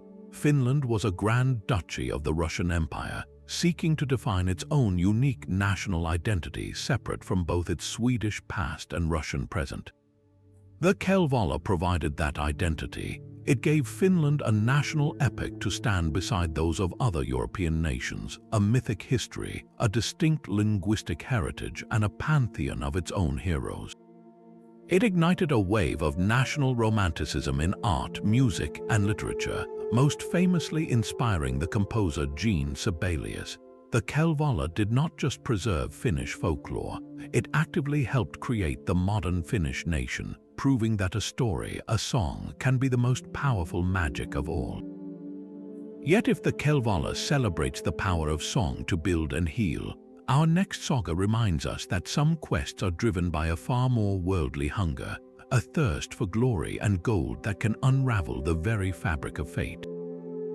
We return now to the sun-drenched world of ancient Greece, but to a time long before the Trojan War, to a tale that would become the archetype for every team-based adventure to follow. This is the Argonautica, the epic of Jason and his band of heroes, the Argonauts.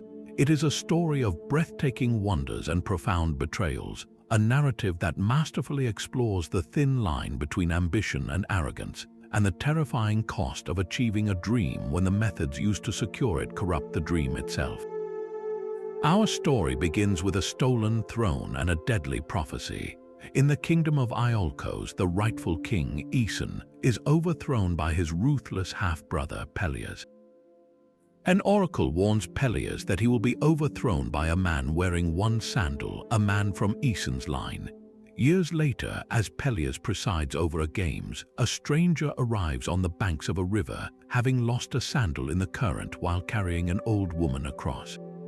That stranger is Aeson's son, Jason, now a young man come to claim his birthright.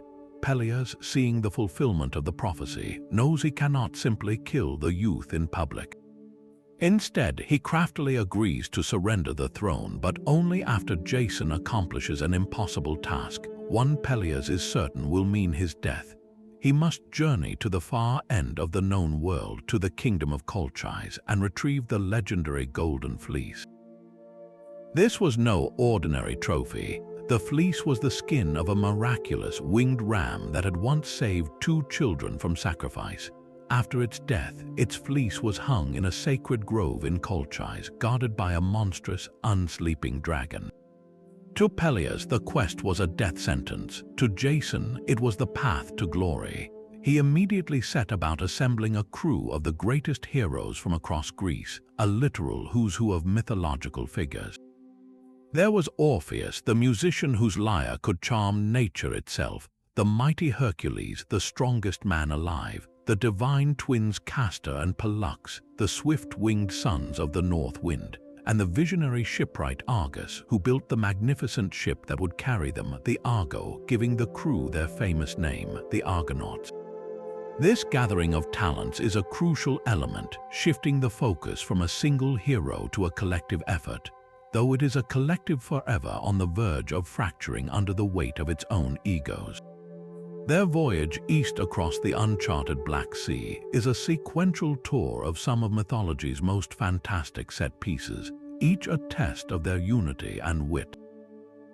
Their first major challenge is the island of King Phineus, a prophet cursed by Zeus.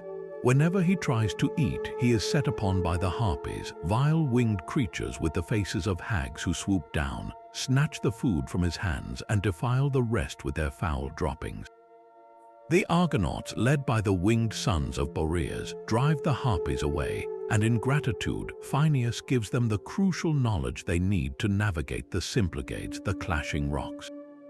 These were 2 immense, living cliffs that crashed together with the force of an earthquake, pulverizing any ship that attempted to pass between them. Phineus instructed them to release a dove. If it made it through, they were to row for their lives. The dove made it, losing only a few tail feathers. As the rocks recoiled for another clash, the Argonauts, rowing with superhuman effort, shot through the narrow channel. The rocks slammed together, shearing off the very end of the Argo's stern ornament, but the ship was through. From that day forward, the Symplegades were fused in place, never to move again, a powerful symbol of a natural obstacle overcome by human courage and divine advice. Their journey was far from over.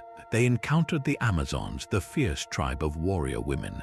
They survived the lure of the Sirens, whose beautiful song promised wisdom but delivered death, only because Orpheus played a more compelling, more beautiful melody on his lyre that drowned them out.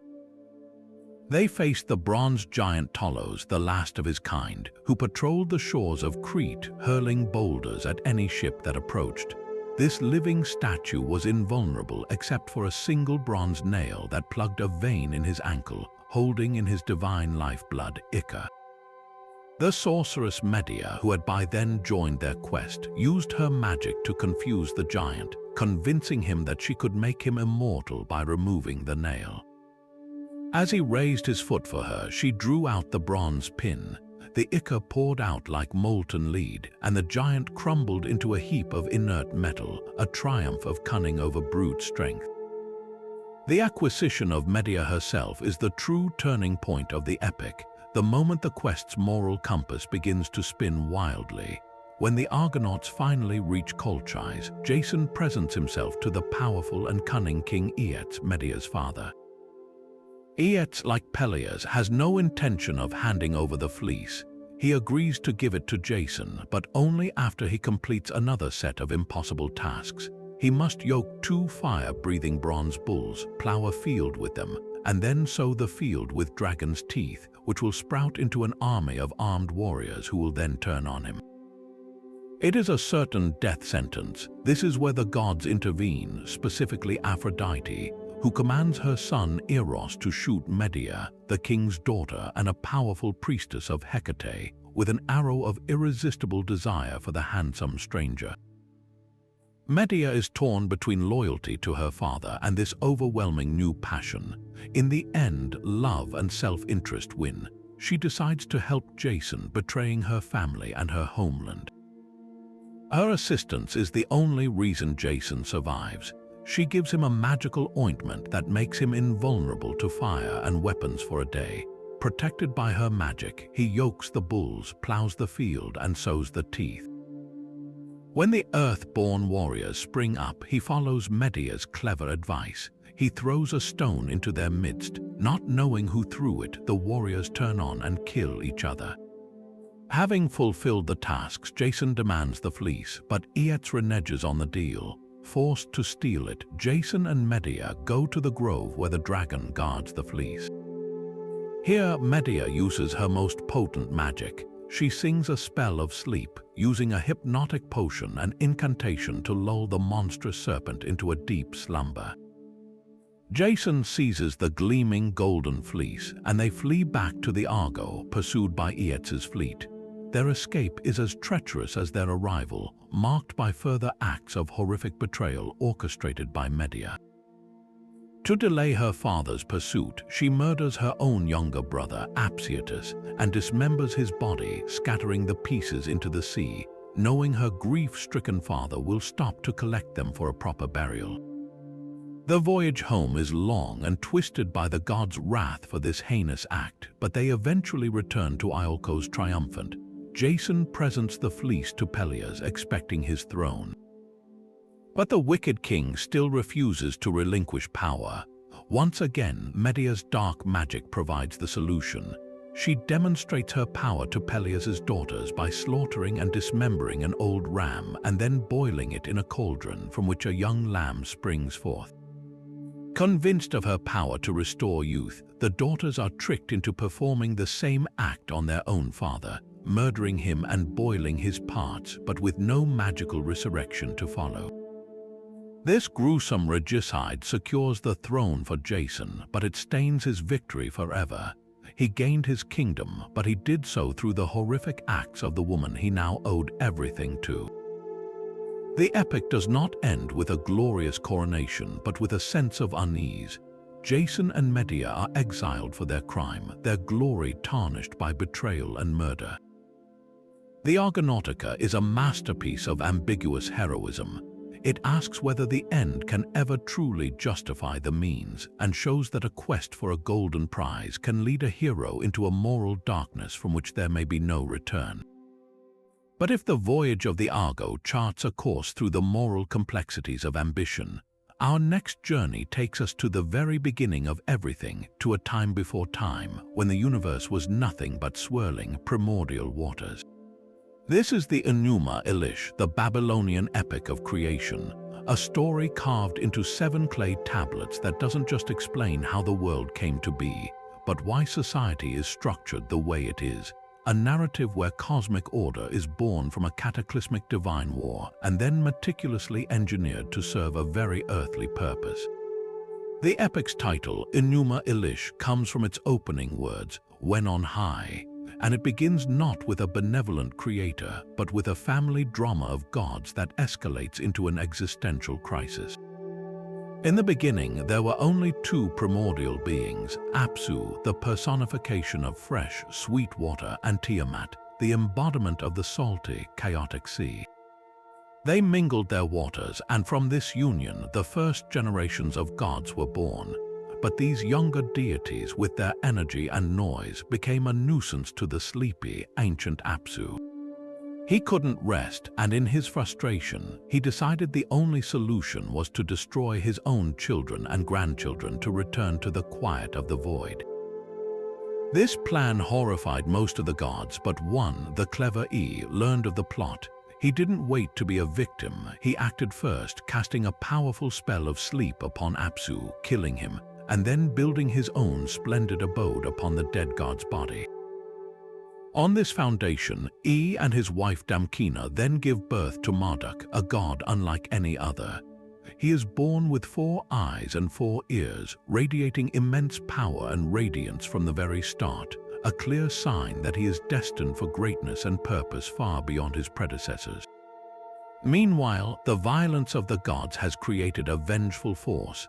Tiamat, the great saltwater mother, was initially grief-stricken by the murder of her mate Apsu, but she was persuaded to leave the younger gods be.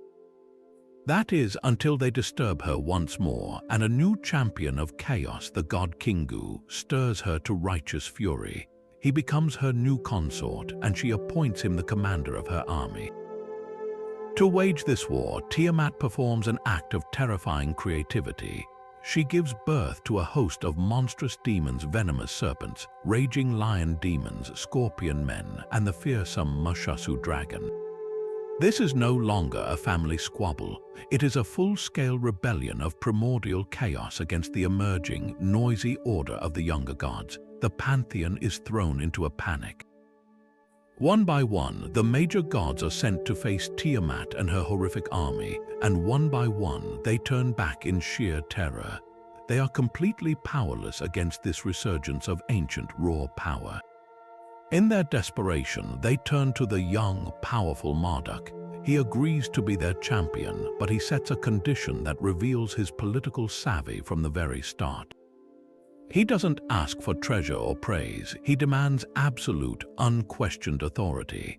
He tells the assembled gods that if he is to risk his life to save them, they must appoint him as their supreme leader, and his word must be law, unalterable for all time. In their fear, they agree without hesitation, throwing a great feast to celebrate their new king and cement his decree. Thus empowered, Marduk prepares for battle. He creates 4 powerful winds to confuse Tiamat and a massive net held by the 4 winds to ensnare her. He arms himself with a club, a bow and arrows and lightning bolts, and he mounts his storm chariot pulled by 4 terrifying, tempestuous horses. The confrontation is the epic's spectacular centerpiece. He challenges Tiamat to single combat, and as she opens her massive jaws to swallow him whole, he drives the evil winds into her belly, distending her. As she is bloated and helpless, he shoots an arrow that slices through her insides, piercing her heart and splitting her in 2. He then stands upon her carcass, the definitive victor. With the primordial mother of chaos slain, her commander Kingu is captured, and the monstrous army flees in disarray. But Marduk's work has only just begun. He isn't just a warrior, he is an architect of reality. He takes the 2 halves of Tiamat's corpse and performs the central creative act of the epic. From one half, he fashions the dome of the sky, which he stations guards to hold in place so her waters cannot escape and flood the world again. From the other half, he creates the earth, anchoring it firmly below. He establishes the cycles of the moon and the stars, defining the months and the year, creating the very fabric of time and the celestial order. The universe is literally built from the body of the vanquished chaos monster.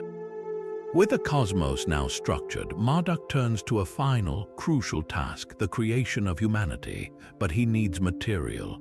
He passes judgment on the captured Kingu, holding him responsible for inciting the war, and executes him. From Kingu's blood, Marduk mixes it with clay and creates the first human beings. Their purpose is explicitly stated: to free the gods from menial labor. Humanity's divine mandate is to serve the gods by building their temples and providing them with food through sacrifices, so the gods can live a life of leisure. This establishes a strict hierarchical world order. The gods at the top, humanity below them, created not for their own sake but for divine service. In gratitude for his victory and his masterful creation, the gods then build Marduk a magnificent city as his earthly home, Babylon, which literally means gateway of the god. At its heart, they construct the great ziggurat temple, the Esagila, a cosmic mountain linking heaven and earth. The epic concludes with a long 50-name ceremony, where the gods bestow upon Marduk all their own powers and attributes, consolidating all divine authority into him alone. He becomes the undisputed king of the gods, and by extension, his city, Babylon, becomes the center of the universe, the Axis Mundi. The Enuma Elish is far more than a creation story. It is a profound piece of political and theological propaganda. It was recited during the Babylonian New Year festival, a ritual reaffirming the king's legitimacy as Marduk's earthly representative and Babylon's supremacy over all other cities. By weaving the city's patron god into the very fabric of cosmic history, the epic argued that Babylonian hegemony wasn't just a matter of military power. It was a divine, preordained, and fundamental part of the universe's structure, the ultimate justification for an empire's rule. From the cosmic engineering of Babylon, we now travel to the sun-baked banks of the Nile, where a story of murder, magic, and resurrection provided the very bedrock of an entire civilization's beliefs about life, death, and power. The myth of Osiris is not merely a tale from antiquity. It is the fundamental narrative that justified the divinity of the pharaohs, promised eternal life to every Egyptian, and explained the eternal struggle between order and chaos that defined their universe, a concept they called Mat. Our story begins in a golden age when the gods themselves walked the land of Egypt. The wise and benevolent Osiris ruled as its first king, bringing the gifts of agriculture, law, and civilization to humanity. His reign was a paradise of order and abundance, but this golden age attracted a shadow, his brother Set, a god of brute strength, of the violent desert storms, and of chaotic foreign land. Consumed by jealousy and ambition, Set devised a treasonous plot to seize the throne for himself. He hosted a great feast in Osiris's honor, presenting a magnificent, ornate chest inlaid with gold and precious gems. In a playful mood, he proclaimed that whoever fit perfectly inside this beautiful chest could keep it as a gift. One by one, the guests tried and failed. Finally, Osiris, unsuspecting, lay down inside it. It was a perfect fit. In that instant, Set's accomplices slammed the lid shut, sealed it with molten lead, and hurled the chest into the Nile, drowning the king and carrying his body away. This was more than a murder. It was the assassination of order itself. The moment chaos erupted into the world, the chest carrying Osiris's body eventually washed ashore in the far-off land of Byblos, becoming entangled in the roots of a mighty tamarisk tree which grew around it, encasing the dead god within its trunk. The king of that land, marveling at the tree's size and beauty, had it cut down and made into a great pillar for his palace, unknowingly imprisoning the divine corpse within. Back in Egypt, the throne was empty, and the land fell into despair under Set's harsh and chaotic rule. But one figure refused to accept this new disorder: Osiris's sister and wife, the goddess Isis. Her quest to find her husband's body is a legendary journey of devotion and powerful magic. She searched the length of the Nile, mourning with such intensity that the very river is said to have flooded each year from her tears. Her cries were so profound they even reached the heavens, catching the attention of the sun god Ra himself, who took pity on her. Following whispers and rumors, she traveled to Byblos, where she discovered the truth. Using her cunning, she gained entry to the palace, serving as a handmaiden to the queen. When the queen's child fell deathly ill, Isis revealed her divinity by healing him, and in gratitude the king granted her whatever she wished. She asked only for the pillar from his hall. With the pillar and the body of Osiris within it back in her possession, Isis returned to the secrecy of the Nile Delta marshes to perform a ritual unprecedented in its power and consequence. Using spells of such potency they could stir the dead, she fanned the corpse with her wings, the breath of life flowing from her feathers. For a single miraculous night, she was able to reconstitute his essence enough to conceive a child with him, a son who would be the rightful heir, Horus. However, this resurrection was tragically temporary. Osiris could not return to the land of the living as its king. His time had passed. he would now become the lord of a different realm, the Duat, the world of the dead. But Set's hatred was not yet sated. Discovering the body, he stole it and, in an act of ultimate desecration, dismembered it into 14 pieces, scattering them across the length of Egypt to ensure Osiris could never again be made whole. This act of desecration sparked the second great quest of the myth. Isis, with the help of her sister Nephthys and other gods like Anubis, the jackal-headed guide of the dead, began a grueling search for every piece of her husband. Wherever they found a part, a finger at the Nile source, a leg in the delta, they built a shrine, which is why so many Egyptian nomes or provinces claim to hold a burial relic of Osiris. Using her magic and with the embalming skills of Anubis, she reassembled the body, creating the first mummy. This act of ritual reconstitution did not bring Osiris back to life in a physical sense, but it made him whole for eternity, transforming him into the Lord and Judge of the afterlife. His resurrection was not a return to the world, but an ascension to a new, eternal form of existence, a powerful promise to every Egyptian that death was not an end but a transition. The myth now shifts to its final, epic act, the divine courtroom and the war of vengeance. The now-grown Horus, the falcon-headed god, claimed his birthright as the rightful king of Egypt, challenging his uncle Set. What followed was not a simple battle, but an 80-year-long conflict fought in the halls of the gods themselves. The Aeneid, the council of 9 major deities, led by the wise sun god Ra and the discerning god of wisdom, Thoth, became a divine tribunal to adjudicate the claim. The ensuing trial was a spectacle of divine trickery, debate, and brutal violence. Set argued that he was the strong god Egypt needed, that Horus was too young and untested.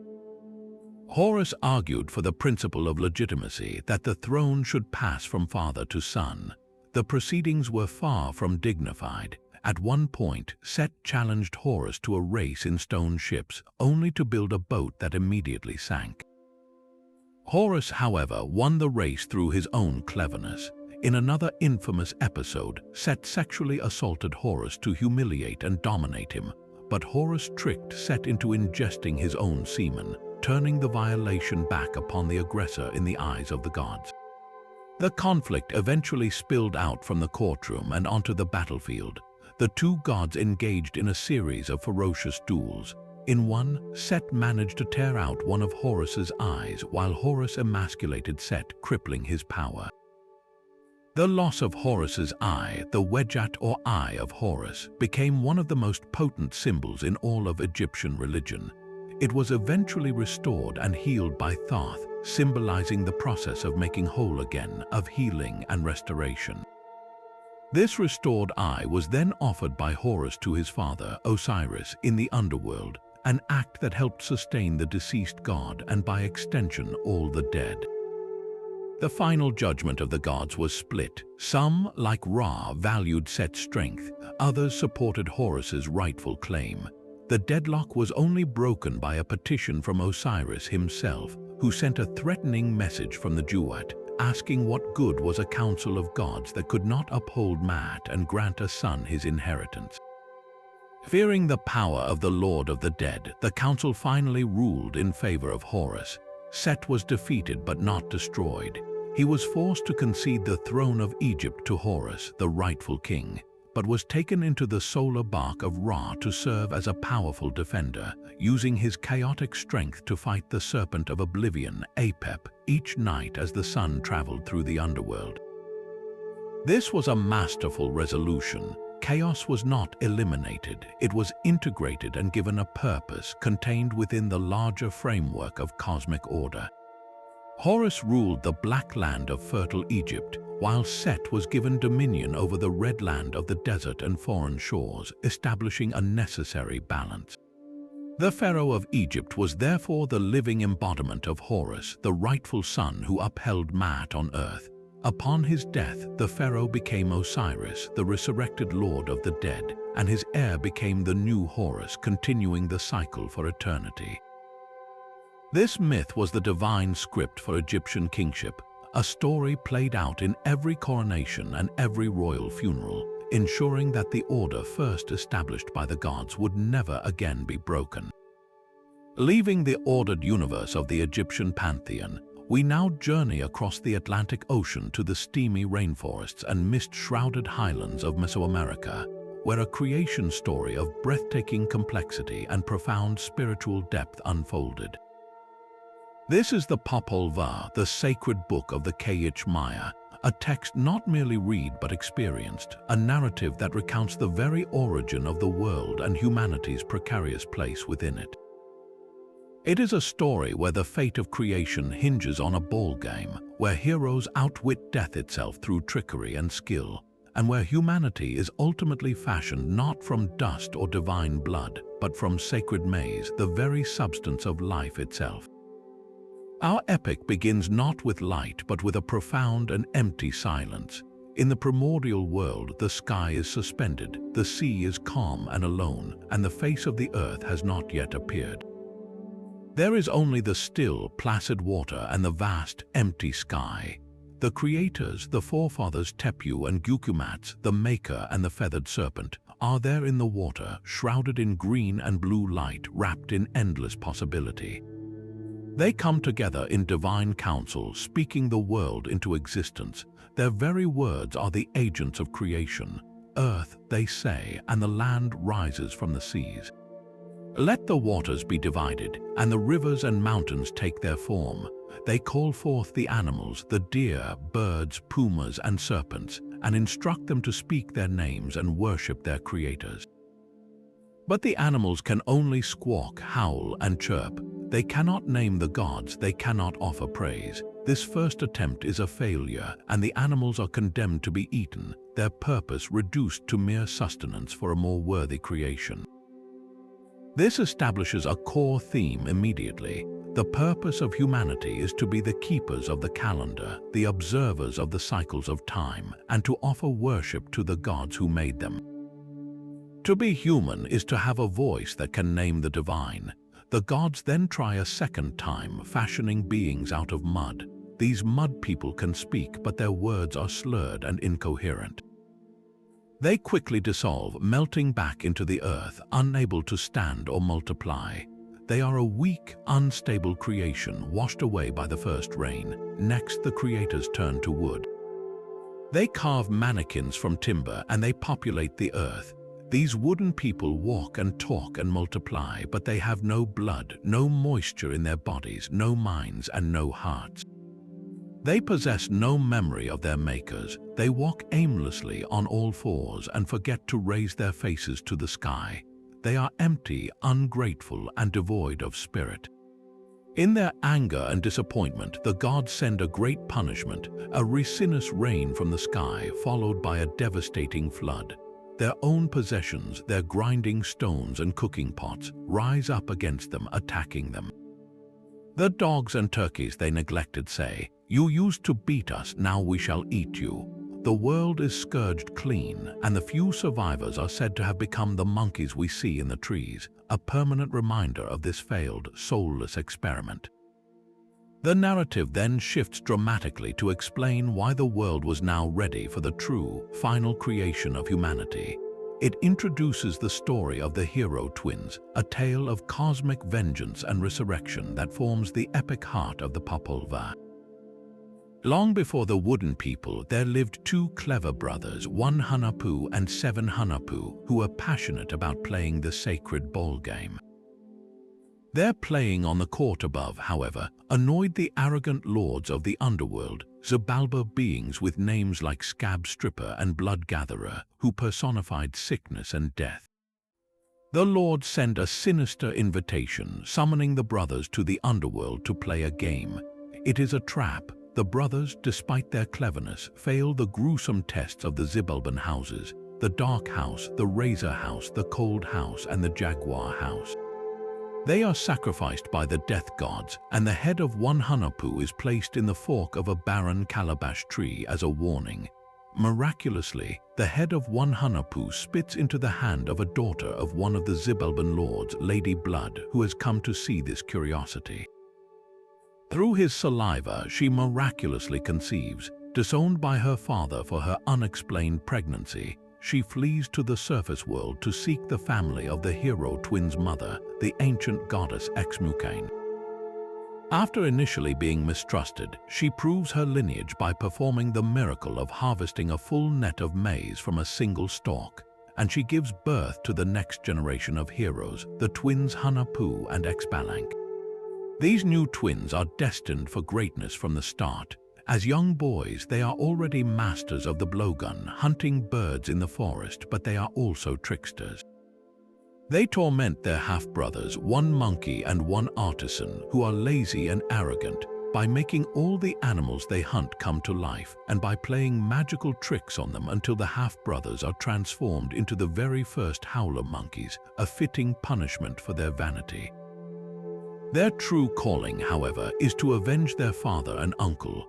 Like their predecessors, they take up the ball game, and their loud play once again draws the ire of the Xibalban lords, who send the same fatal invitation.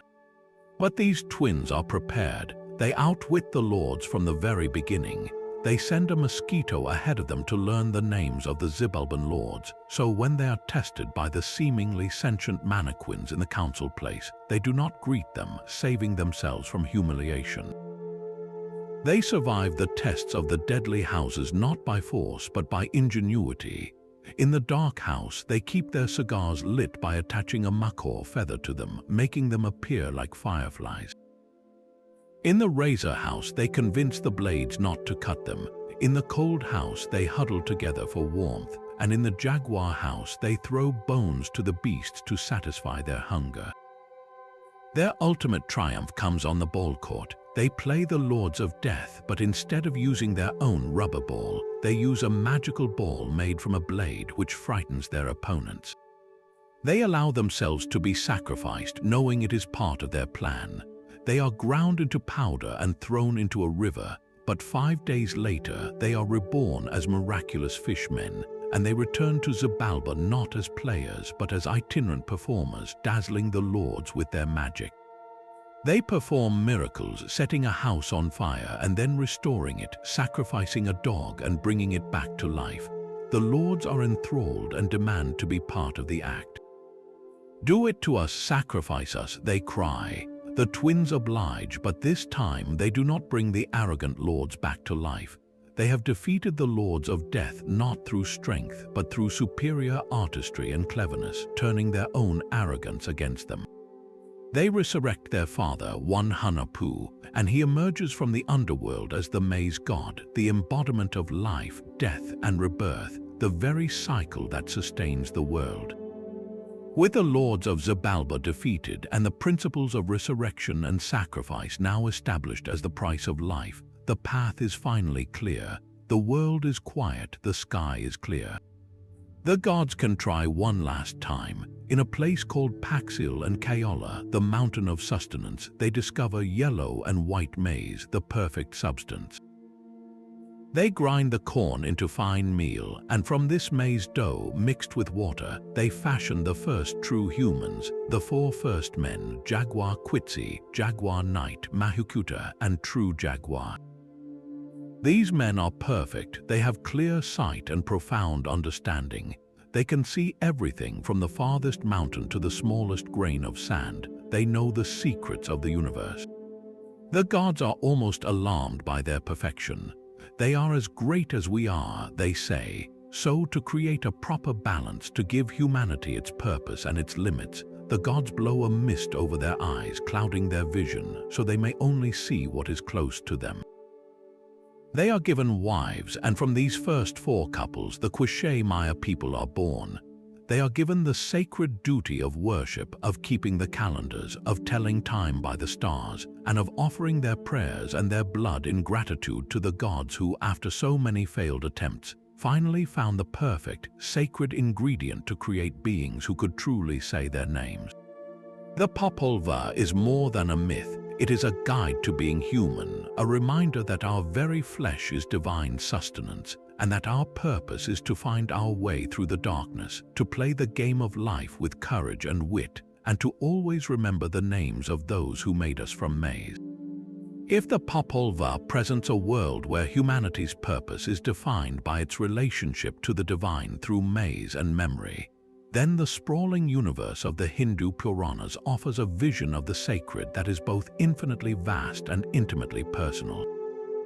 These are not single, unified epics but vast, encyclopedic collections, literally ancient tales, that form the vibrant, living heart of Hindu devotional practice.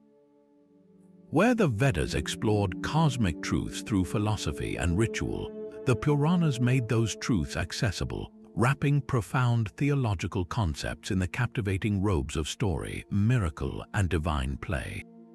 They answer the deepest human yearning to know the gods not as abstract principles, but as beings with personalities, loves, and a compelling desire to interact with their creation.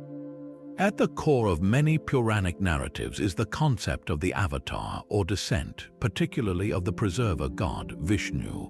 When the cosmic balance is threatened by a surge of evil, when Dharma teeters on the brink of collapse, Vishnu does not merely send aid. A fraction of his boundless consciousness descends into a mortal form to personally set things right. His Dashavatara, or 10 primary descents, chart a fascinating arc from the primordial Matsya the fish, Kurma the tortoise, to the deeply human and devotional, culminating in the figure who arguably dominates the Puranic imagination, Krishna. The stories of Krishna's childhood, found primarily in the Bhagavata Purana, are a masterclass in conveying divinity through delight. This is not the formidable teacher of the Bhagavad Gita, but the mischievous, butter-loving cowherd boy of Vrindavan. His miracles, his leelas, are not acts of world-shattering power but intimate gestures of love for his devotees. As a crawling infant, he is accused by his mother, Yashoda, of eating dirt. When she demands he open his mouth, she does not see soil. She sees the entire universe, the stars, the planets, the oceans, and her own village swirling within him. It is a breathtaking moment where the infinite is revealed within the confines of a child's smile. His theft of butter, a constant source of playful frustration for the gopis, the cowherd women, is itself a profound metaphor. He steals not just their butter, but their hearts, symbolizing how the divine lovingly steals the ego and the attachments of the devotee, leaving only pure devotion behind. The most famous of these pastimes is his dance on the heads of the serpent Kaliya, whom he subdues not through annihilation but through the graceful pressure of his feet, purifying the waters of the Yamuna River and saving the village. Each story functions on multiple levels, a charming tale for children, a thrilling narrative for listeners, and a deep allegory for the soul's relationship with God, where divine play becomes the method for conquering the poisonous forces of ego and illusion. Yet the Puranic universe is magnificently diverse in its expression of the sacred. If Vishnu's avatars represent a compassionate descent into the world, the god Shiva represents the absolute, transcendental aspect of the divine that exists beyond it. His stories are often ones of intense austerity, withdrawal, and the fierce dissolution of the cosmos. But this formidable ascetic has another side, captured in the concept of the Tandava, his cosmic dance. The Puranas describe this dance as the source of all movement in the universe, the rhythm that simultaneously creates, maintains, and destroys. In his form as Nataraja, the Lord of Dance, he is depicted within a ring of flames, one foot planted on the back of a dwarf, representing ignorance, and the other gracefully lifted in dance. One hand holds the drum of creation, the other the fire of destruction. A third hand offers the gesture of fearlessness, while a fourth points to his raised foot, symbolizing liberation. This single image is a complete philosophical system, a story told in bronze and stone, explaining that the universe is a dynamic, cyclical process of birth, death, and rebirth, all governed by the joyous, rhythmic play of the divine. It teaches that within this endless cycle, the soul's goal is to overcome ignorance and attain liberation by taking refuge at the feet of the Lord.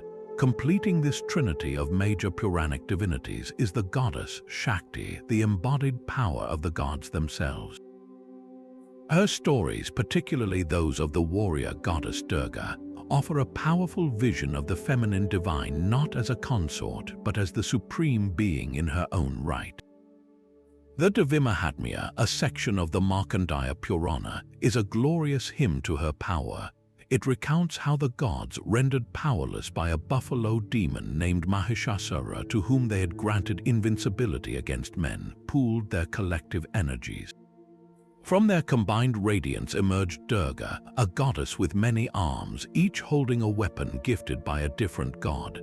She is not born but manifested, a concentrated expression of divine wrath aimed at a singular purpose, restoring balance. Her battle with Mahishasura is epic and symbolic. The demon, whose name means buffalo, represents the brute, inert force of ignorance and ego. He constantly shifts forms, trying to evade her, symbolizing the deceptive and ever-changing nature of evil. But Durga, unwavering and centered, ultimately pins him down with her foot and pierces him with a trident.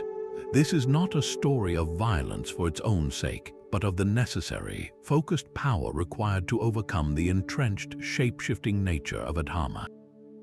She is the embodiment of the idea that the Divine Mother is not only the source of nurturing compassion, but also the fierce protector who will fight to preserve her children and the cosmic order.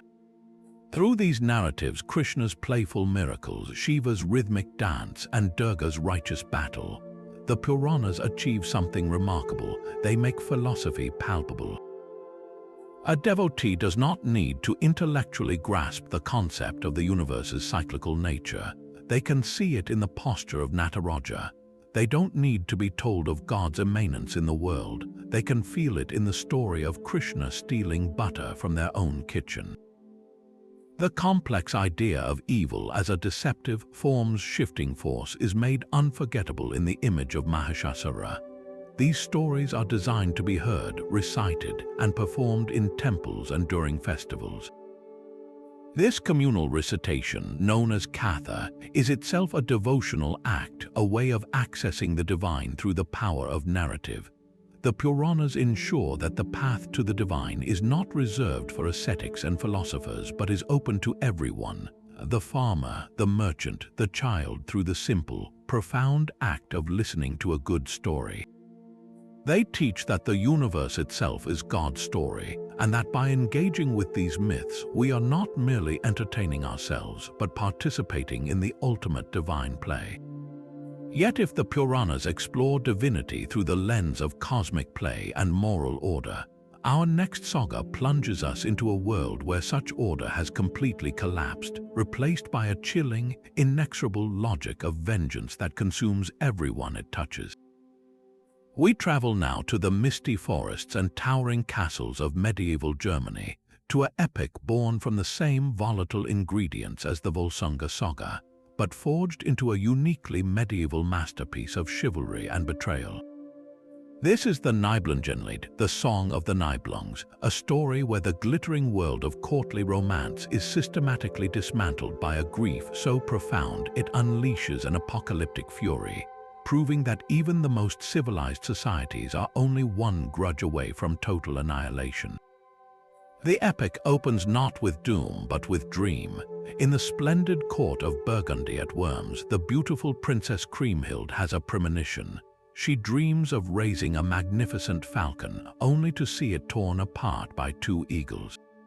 Her mother interprets this as a warning. The falcon represents a noble husband whom she will lose. Determined to avoid such a fate, Kriemhild vows to never love.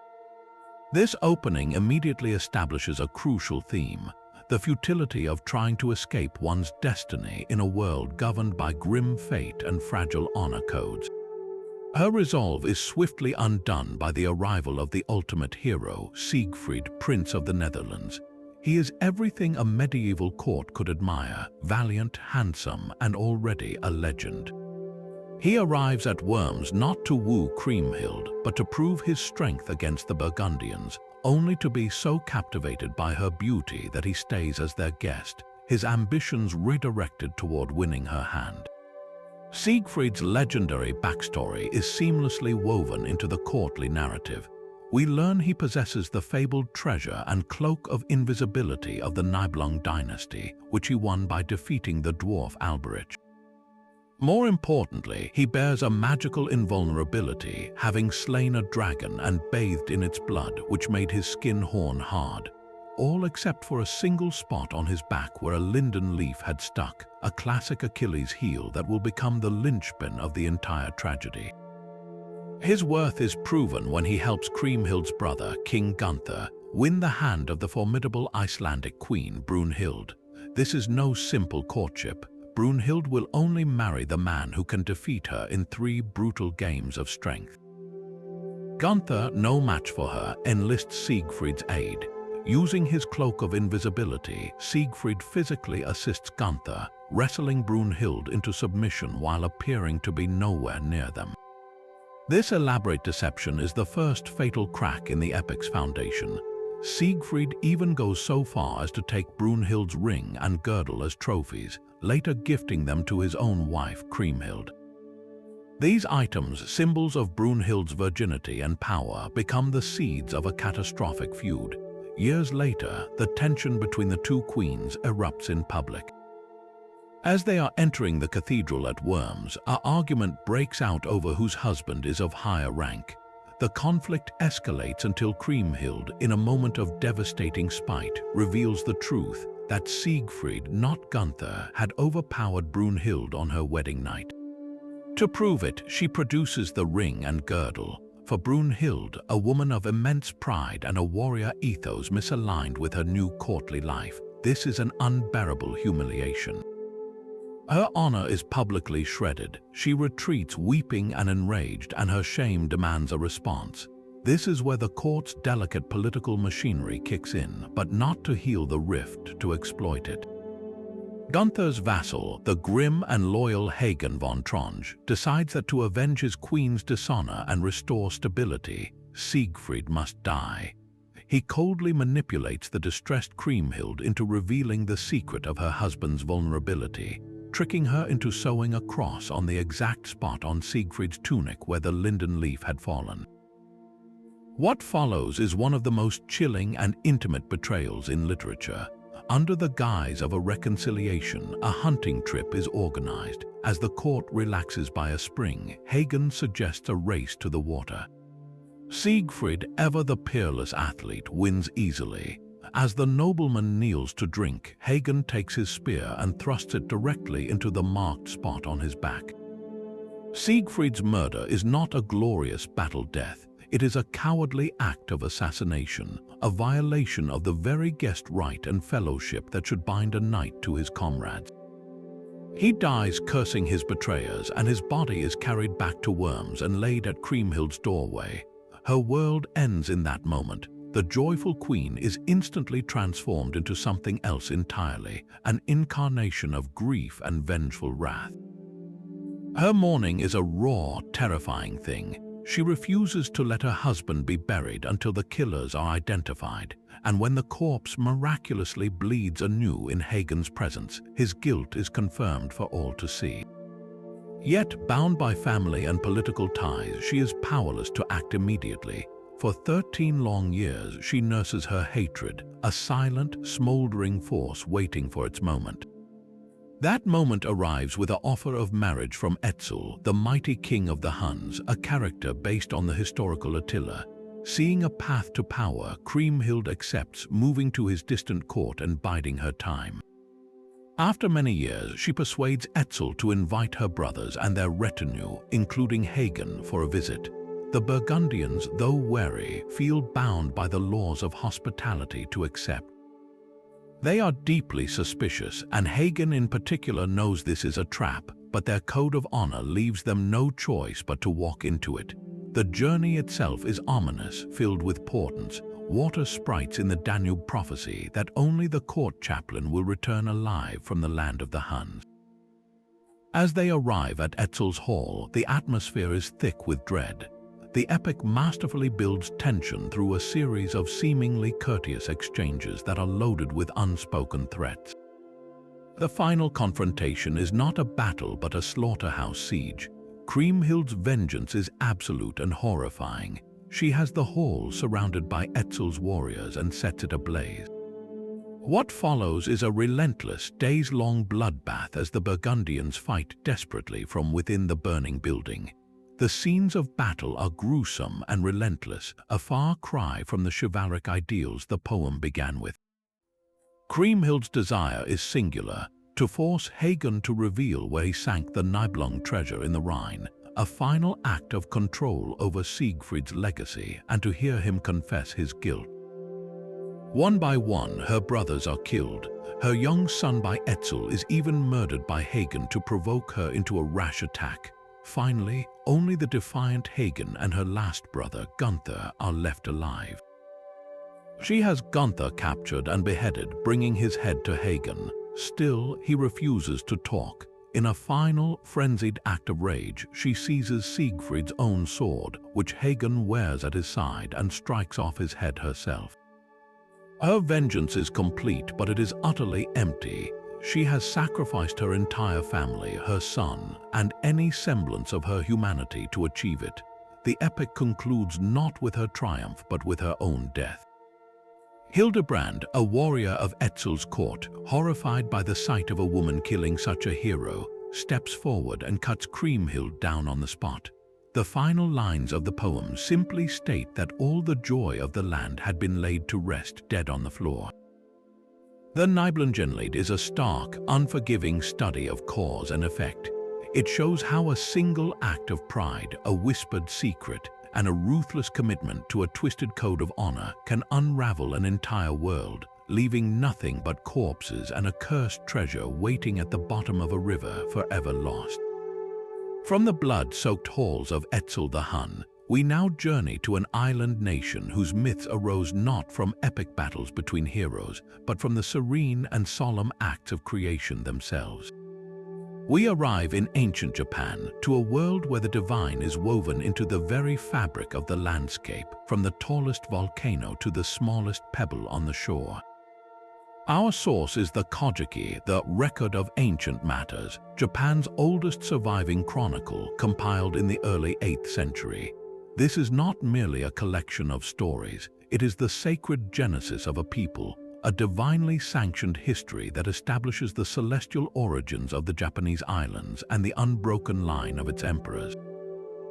It is the foundational text of Shinto, the way of the gods, offering a uniquely animistic vision of a universe alive with countless spirits or kami.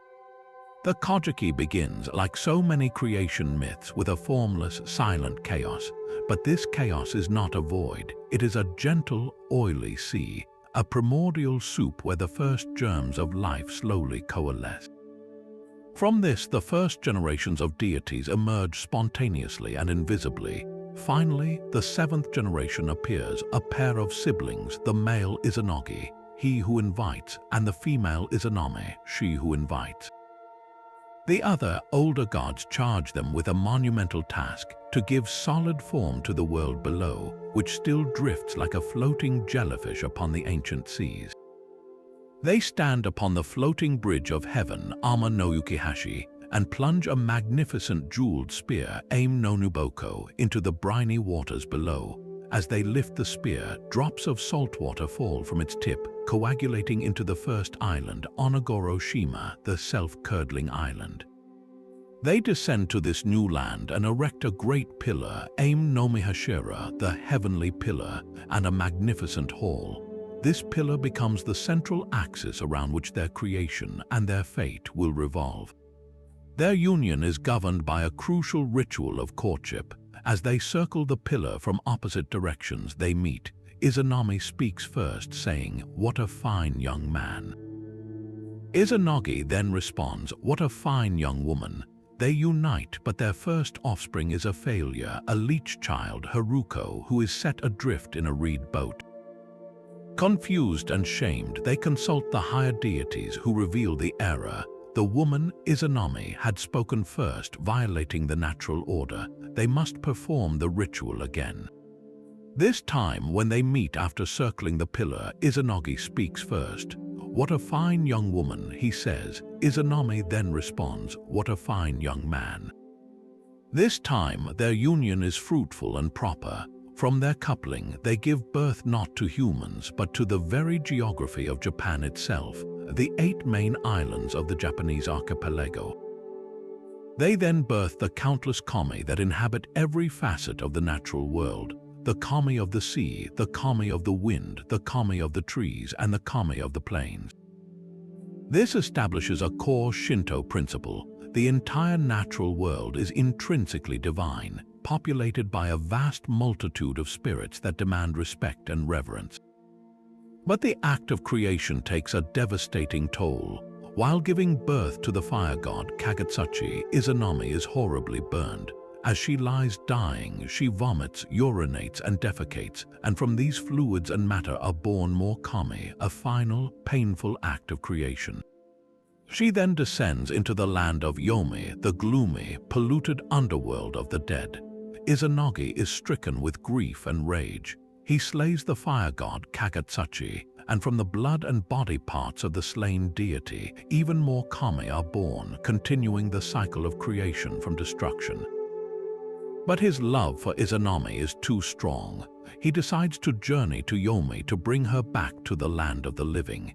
His descent into the underworld is a terrifying journey into pollution and taboos.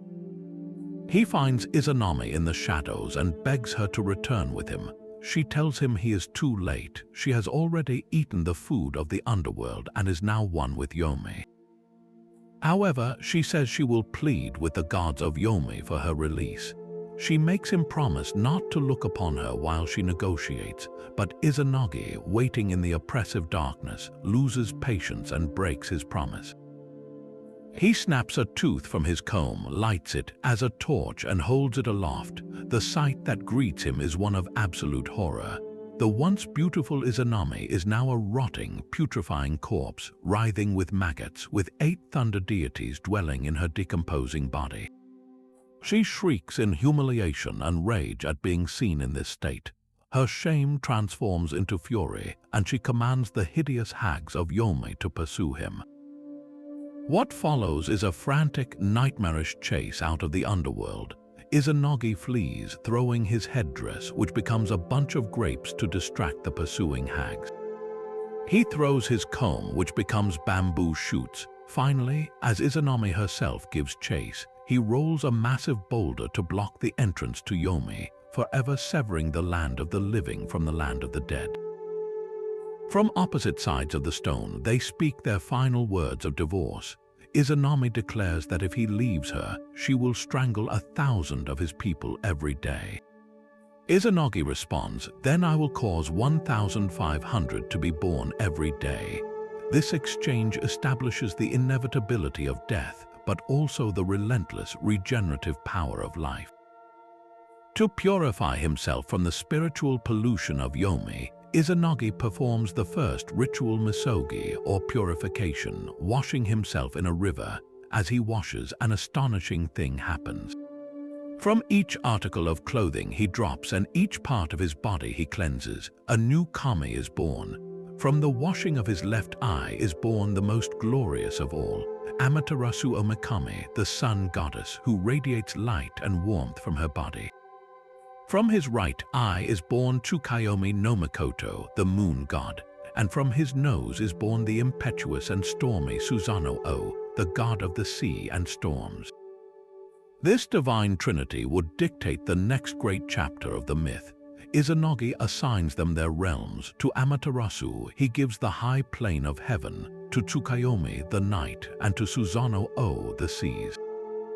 But Susanoo, grief-stricken at being separated from his mother Izanami in Yomi, rages and wails instead of ruling. He causes such destruction that the mountains wither and the rivers run dry. In a final act of petulance, he ascends to the high plane of heaven to say goodbye to his sister Amaterasu before departing. But Amaterasu, suspicious of his intent, greets him dressed for battle. To prove his goodwill, Susanoo proposes a contest. They will each create offspring from objects belonging to the other. Amaterasu chews Susanoo's sword and spits out 3 goddesses. Susanoo chews the jewels from Amaterasu's hair and spits out 5 gods. He declares victory as the items he used were hers and his creations were male. He then rampages through her heavenly domain, defiling her sacred rice fields, hurling a flayed horse into her weaving hall, and causing such terror that one of her weaving maidens dies from fright. In response, Amaterasu does not fight. She retreats, profoundly distressed by her brother's violence and the death of her attendant. She withdraws into the Aim no Iwato, the heavenly rock cave, and seals the entrance behind her. The universe is plunged into darkness. Without the sun, the world falls into perpetual night. The kami of the world wither and lose their power, and chaos reigns. The 8 million gods gather in despair outside the cave, their voices buzzing like summer flies as they devise a plan to lure her out. They commission the smith god to forge a magnificent bronze mirror, Yota no Kagami. They hang the mirror on a tree facing the cave entrance.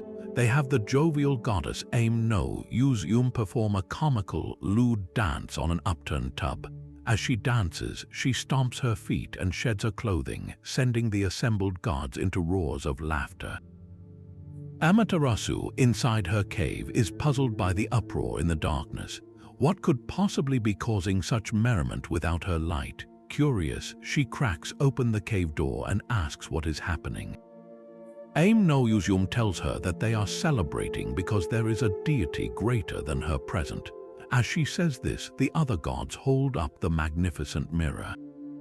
Amaterasu, seeing her own dazzling reflection and mistaking it for this new, powerful deity, edges further out of the cave to get a better look.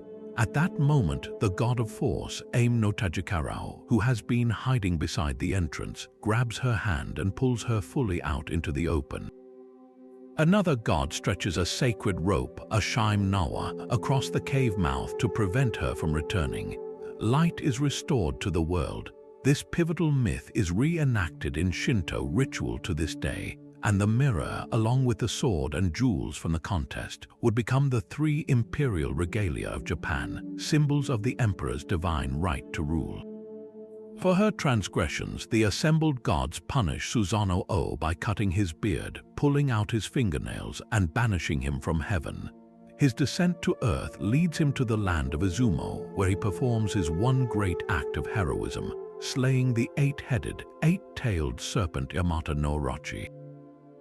From one of the serpent's tails, he discovers the legendary sword Kusanagi no Tsurugi, the grass-cutting sword, which he presents to Amaterasu as an apology.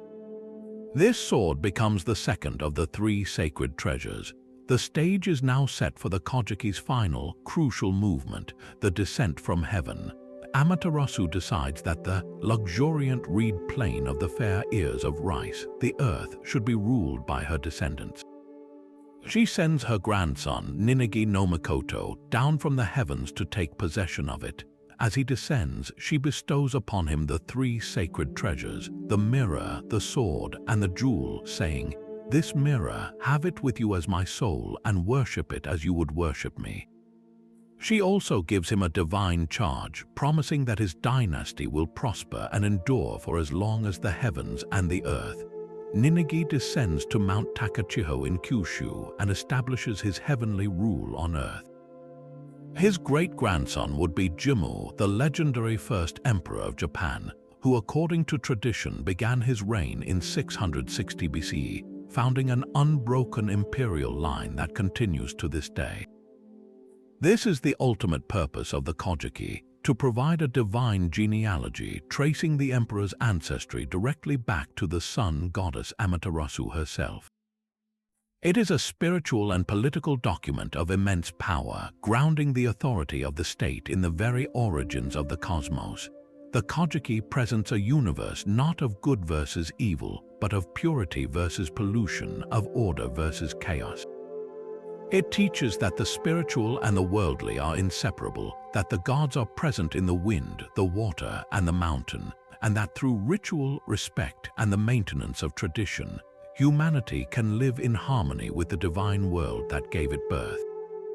And now we cross the sea from the ordered divinity of Japan to the misty, enchanted hills of Wales, where mythology feels less like a structured pantheon and more like a dream you've half remembered upon waking. Here, the very landscape seems to breathe with magic, where a wrong turn on a hunt can lead you into the other world, and a king's rash gift can unleash a cascade of tragedy. This is the world of the Mabinogion, a collection of 11 prose stories drawn from medieval Welsh manuscripts, whose roots sink deep into a pre-Christian past teeming with Celtic gods, enchanted objects, and a sense of fate that is both whimsical and utterly unforgiving. The collection's very name hints at its mystery.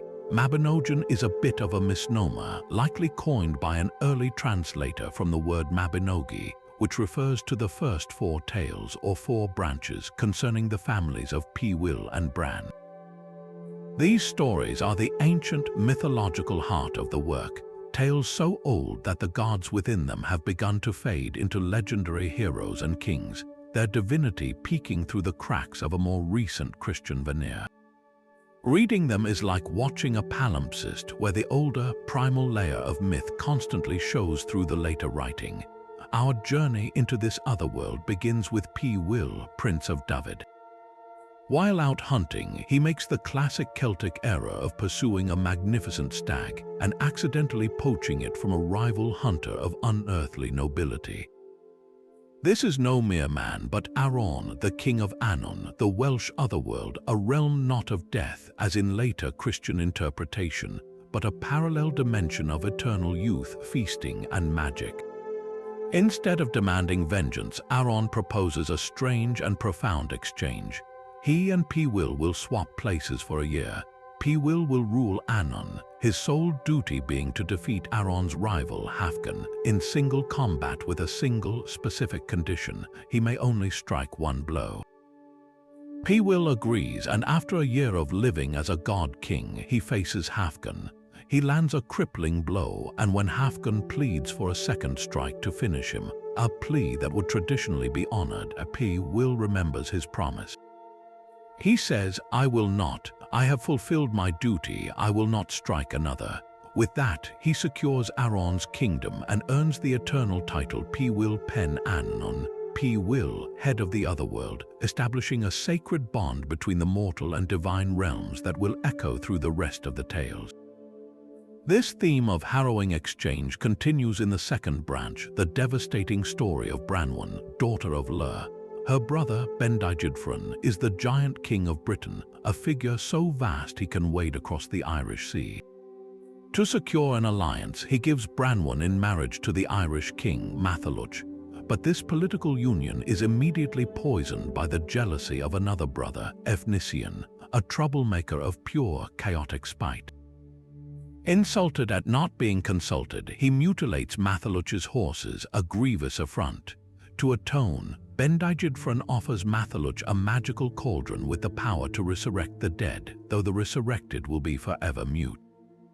This cauldron, a direct precursor to the Grail myths, is a perfect symbol of the branch's moral complexity, a gift of immense power that is also a cursed object, destined to cause more suffering than it alleviates. Matholwch takes Branwen back to Ireland, but the memory of the insult festers.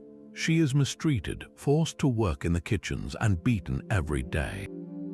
She tames a starling, sends a message across the sea to her giant brother, and Bendigeidfran, in a display of overwhelming familial loyalty, gathers his host and wades to Ireland to rescue her. What follows is a war of total annihilation, escalated by Efnisien's unending spite. When the Irish use the magical cauldron to resurrect their dead soldiers, creating an endless, silent army, Efnisien realizes the horror he has enabled.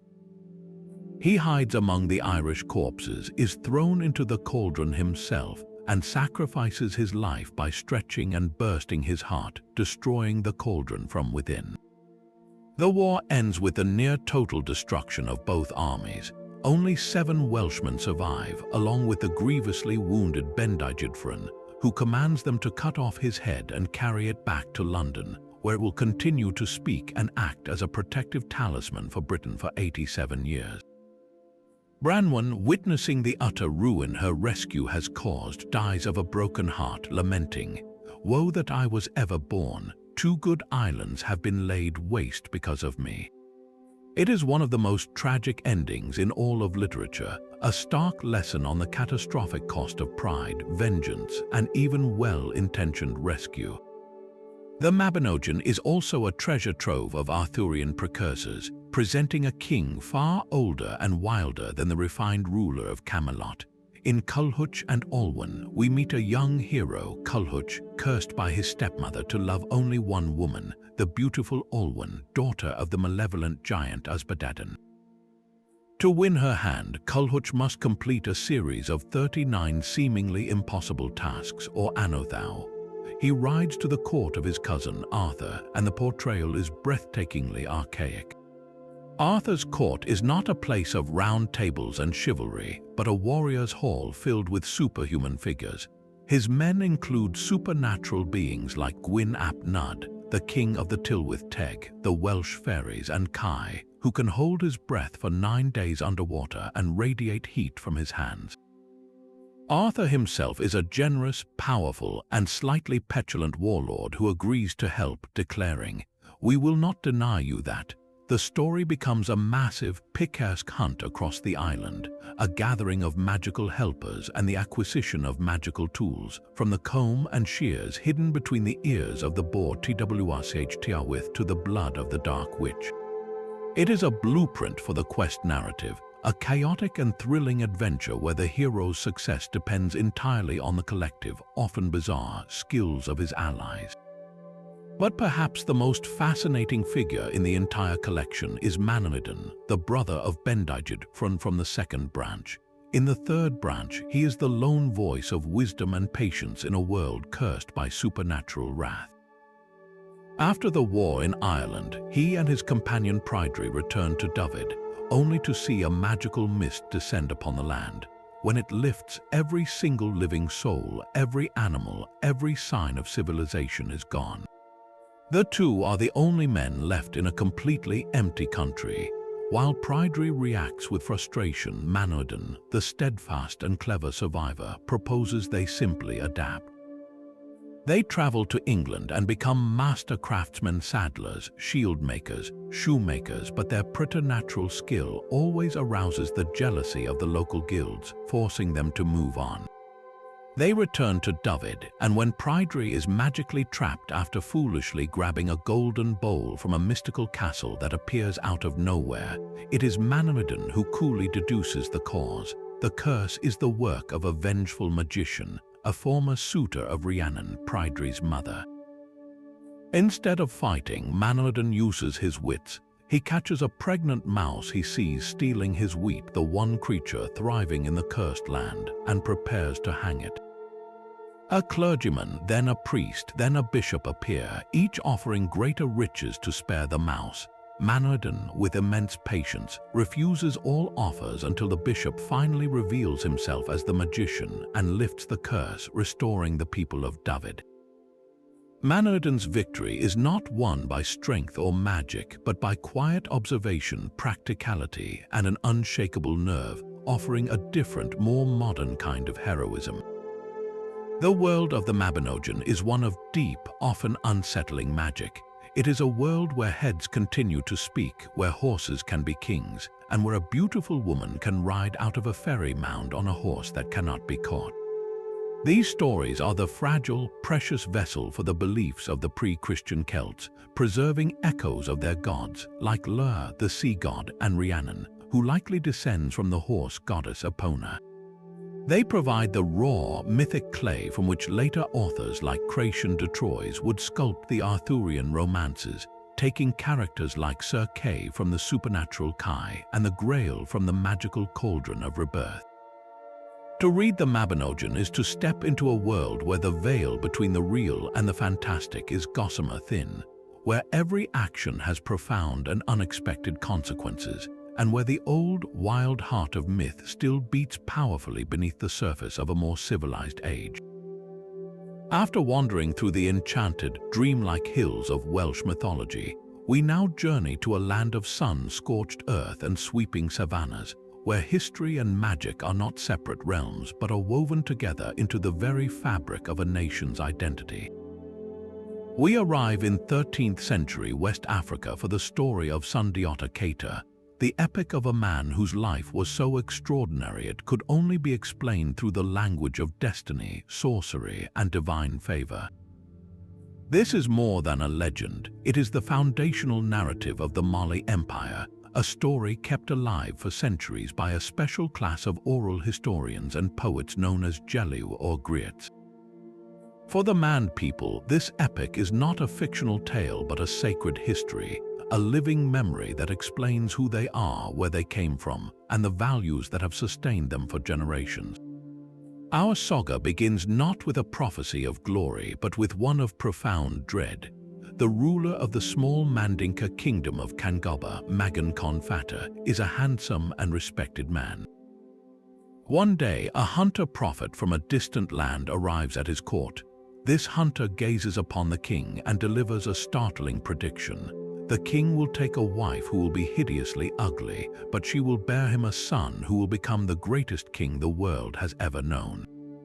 This son will be a mighty savior, an emperor who will unite the entire region under his just rule. True to the prophecy, two hunters soon arrive at the court presenting a woman as their tribute. Her name is Sogolon Keju, and she is described as a hunchback with bulging eyes, a woman so unsettling that the king's first instinct is to turn her away. But remembering the prophecy, he accepts her as his wife. Sogolon is no ordinary woman. She is a powerful sorceress, and her strange appearance is the outer marker of her immense supernatural power. After a courtship that involves its own magical struggles, she becomes the king's wife, and in time she gives birth to a son, Sundiata. From his very first moments, Sundiata confounds expectations. The child destined for greatness does not speak or walk. For years, he simply crawls on all fours, a source of deep shame for his father and a target of cruel mockery from the king's first wife, Sasama Berete, and her own son, Dankaran Tauman. The court whispers that the prophecy must have been wrong, that this disabled child could never be a king. Sundiata's mother, Sogolon, is humiliated and heartbroken, pouring her energy into protective magic to shield her son from the envy and malice swirling around them. This period of Sundiata's life is a powerful lesson in the West African concept of destiny, or dollar.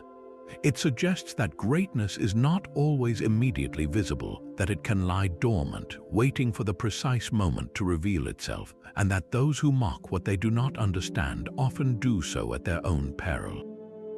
The moment of transformation is one of the epic's most iconic scenes. One day, Sasama Berete, the jealous first wife, openly taunts Sogolon. She boasts that her own son, Dankaran Tauman, has just collected the sweetest leaves from a baobab tree for her to use in her cooking. She cruelly asks Sogolon if her useless, crawling son could ever do such a thing for her. Deeply wounded, Sogolon returns to her hut in tears and berates Sundiata, pouring out her years of frustration and shame upon him. Something in her words, or perhaps the sheer weight of his destined time finally arriving, stirs the young prince. He calls for the blacksmiths to forge him the heaviest possible iron rod. When they bring it to him, he grips the massive bar. With an incredible effort of will that shakes the entire village, he braces himself, his muscles straining, and slowly, miraculously, he pulls himself upright. The iron rod bends into a bow under his tremendous strength. In that single, defiant act he stands. He then commands that a pair of iron crutches be made for him, and from that day forward he walks. The child who crawled is gone, replaced by a young man of immense physical power and unshakable determination. His journey to fulfill his destiny has truly begun. But his rise is brutally interrupted. After the death of Magan Konfata, the jealous Sasama Berete uses her influence to put her own son, Dankaran Tauman, on the throne.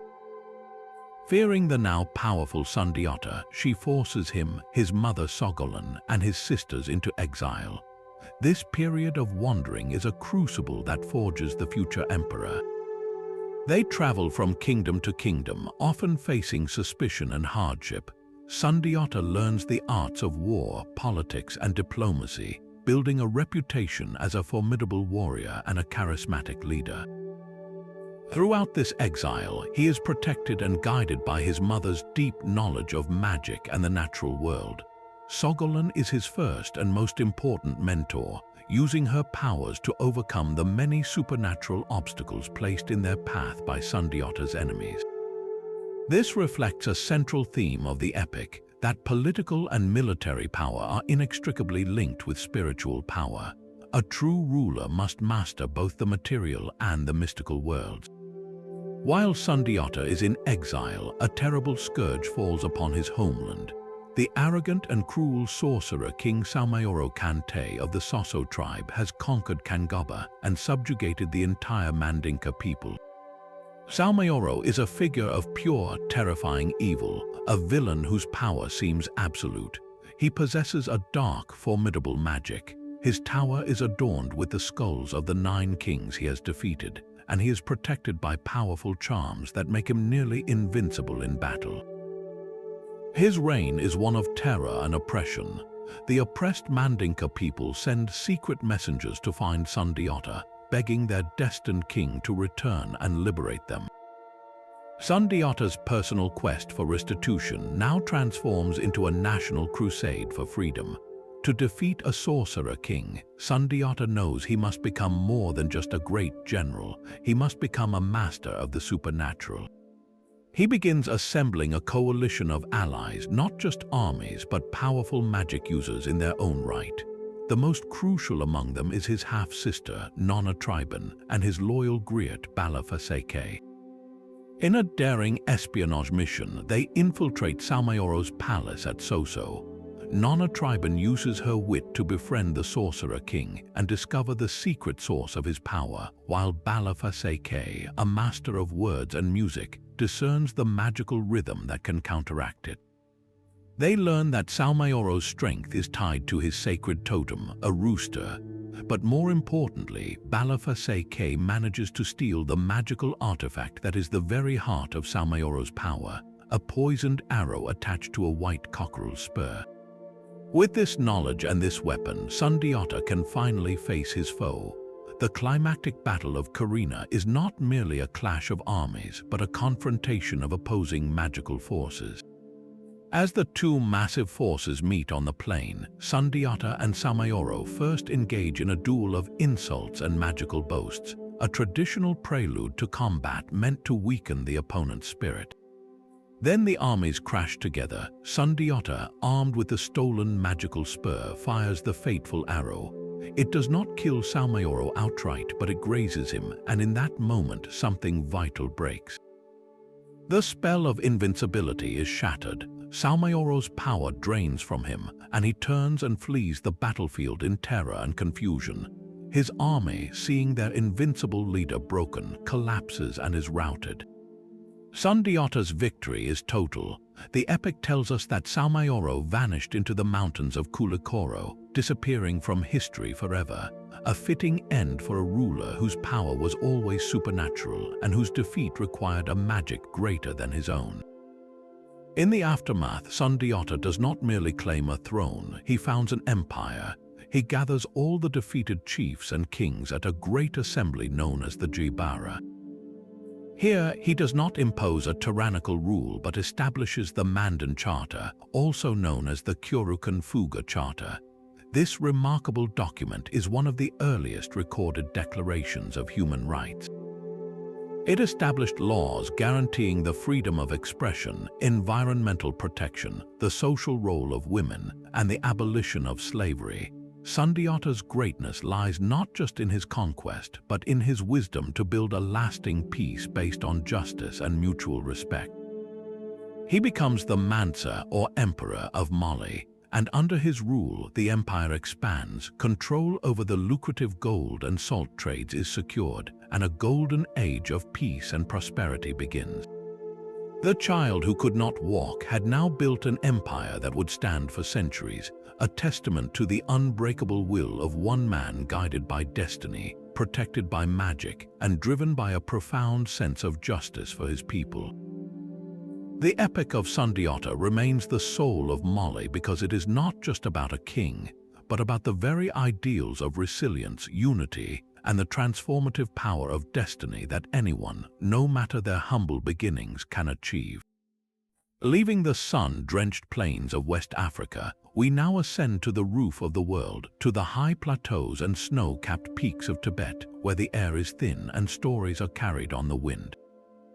Here we encounter a living epic, a narrative so vast it dwarfs all others, a story still being sung and recited to this very day.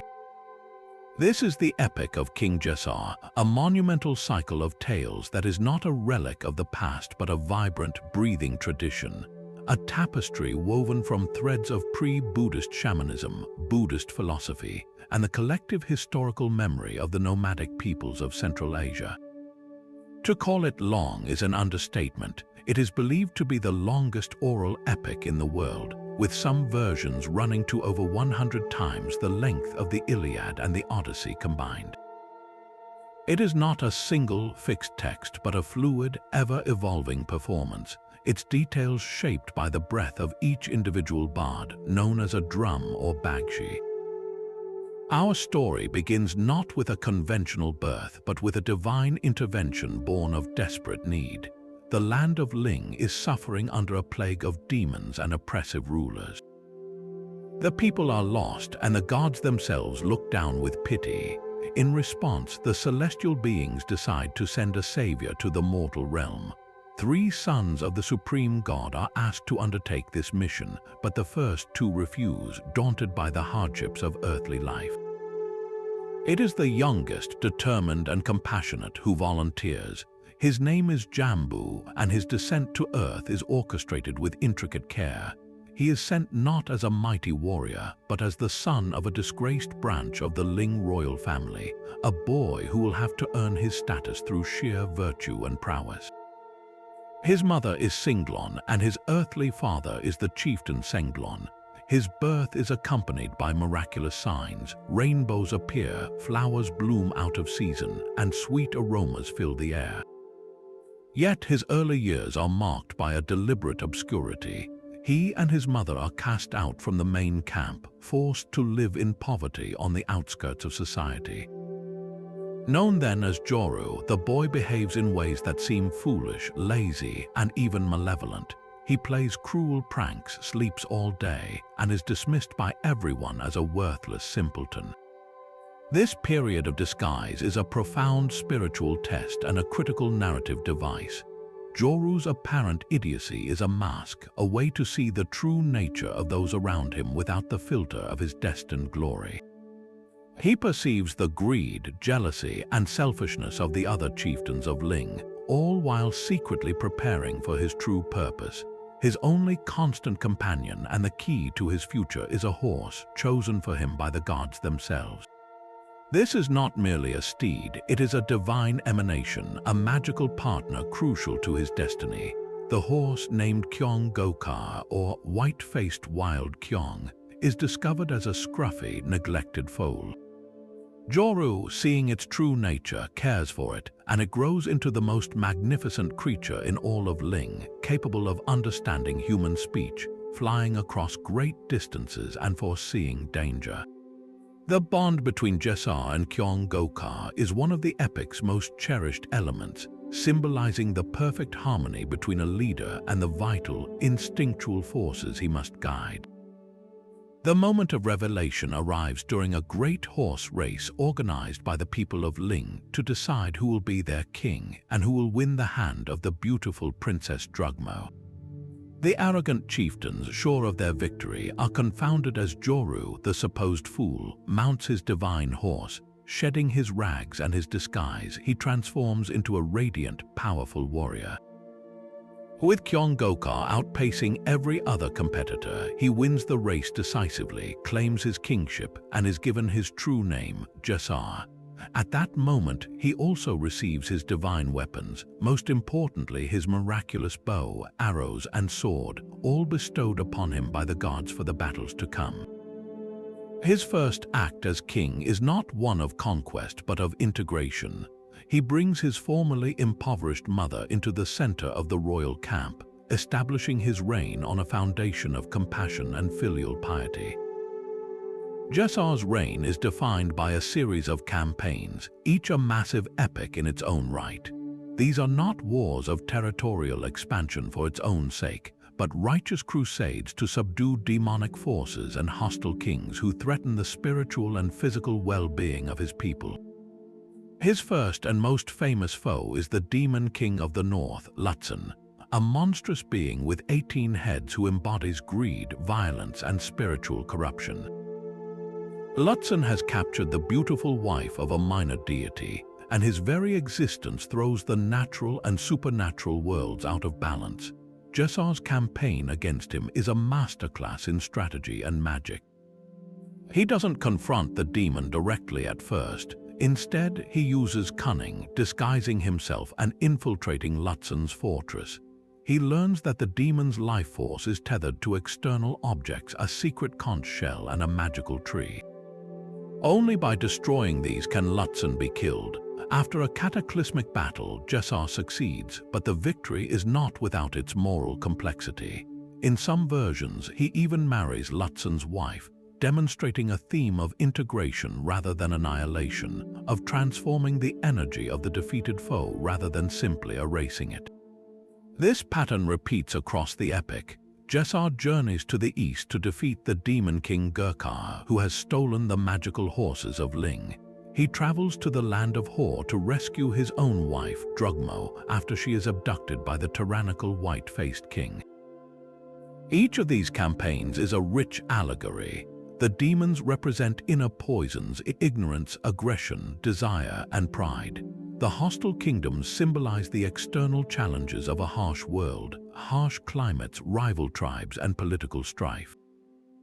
Djeser's victories are therefore not just military triumphs. They are lessons in applying Buddhist principles like wisdom and skillful means to overcome adversity in all its forms. The epic is a guide for living, teaching that the battle against inner and outer demons is the true work of a meaningful life. What makes the Djeser epic truly unique is its status as a living tradition. For centuries, it has been transmitted orally by specially gifted bards. Many of these singers are ordinary men and women who claim to have learned the epic not through study, but through dreams or visions, often after a life-threatening illness or a mystical experience. They enter a trance-like state to perform, channeling the story as if it is flowing through them from a divine source. This shamanistic aspect connects the epic to the ancient, animistic Bon religion of Tibet, which predates Buddhism. The landscape itself is alive with spirits that Djeser interacts with, and the epic is filled with invocations, prophecies, and magical transformations. Yet, this ancient foundation is seamlessly layered with Buddhist ethics. Djeser is not just a warrior king, he is a Chakravartin, a wheel-turning king who rules in accordance with Buddhist law, a protector of the faith and a beacon of enlightened activity in the world. He uses force only as a last resort, always motivated by compassion and the desire to relieve the suffering of others. This beautiful synthesis makes the epic a universal spiritual document, a bridge between the earthly and the divine, the historical and the mythical, that continues to inspire and guide millions across the Himalayas and beyond. Yet if the epic of Djeser presents a world where a divine king battles demons to maintain a spiritual balance, the cosmology of the Aztecs reveals a universe where the very survival of reality hinges on a far more terrifying and intimate transaction.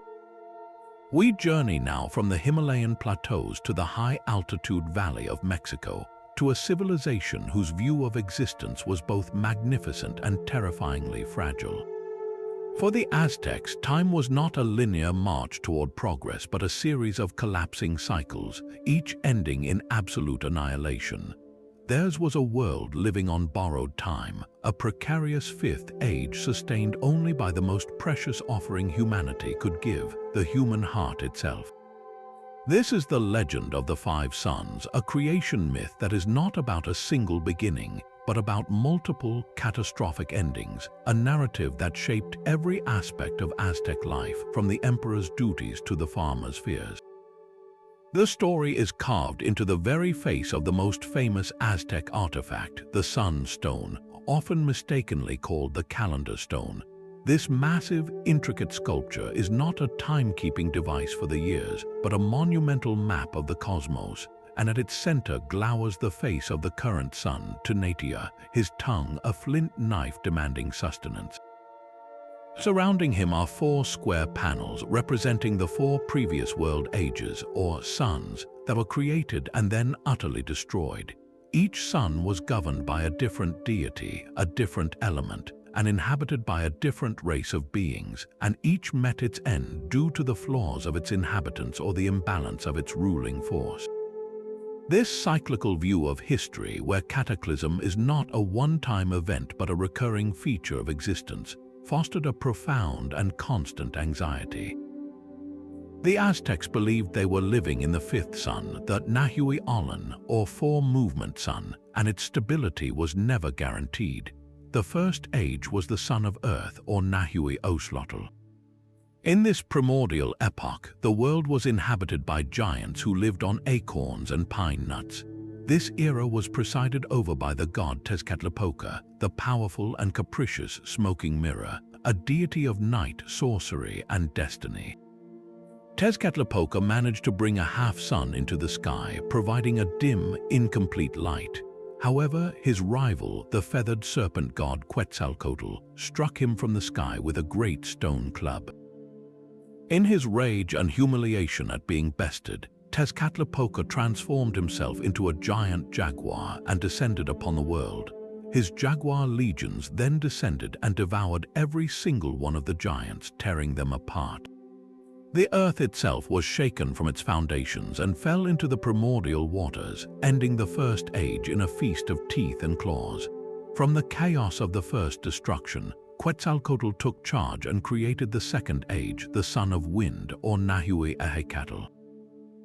He became the sun, and the world was repopulated, this time by humans. For a time, things were stable, but the vengeful Tezcatlipoca had not forgiven his rival.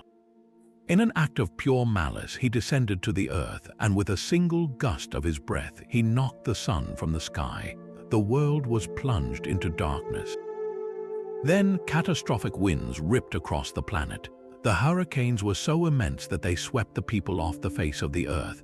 Those who weren't blown away were transformed into monkeys, condemned to cling to the sides of mountains and swing through the trees for eternity. The wind had scoured the world clean, leaving only these chattering reminders of the failed second creation. The third age belonged to Tlaloc, the god of rain and water. This was the son of fire rain, or Nahui Quiahuatl. His son was a rain of fire, and he populated the world with a new race of people who survived on a grain-like seed. For a time, this world prospered under Tlaloc's watery dominion, but the pattern of divine conflict repeated itself. This time, the anger came from the heavens themselves. The supreme creator couple, Tonacatacutli and Tonacasahuatl, grew displeased, perhaps with Tlaloc's rule or the nature of humanity. In response, they commanded a rain not of life-giving water, but of fire and molten rock. Red-hot volcanic ash and blazing magma poured from the sky, consuming everything in a terrifying pyroclastic inferno.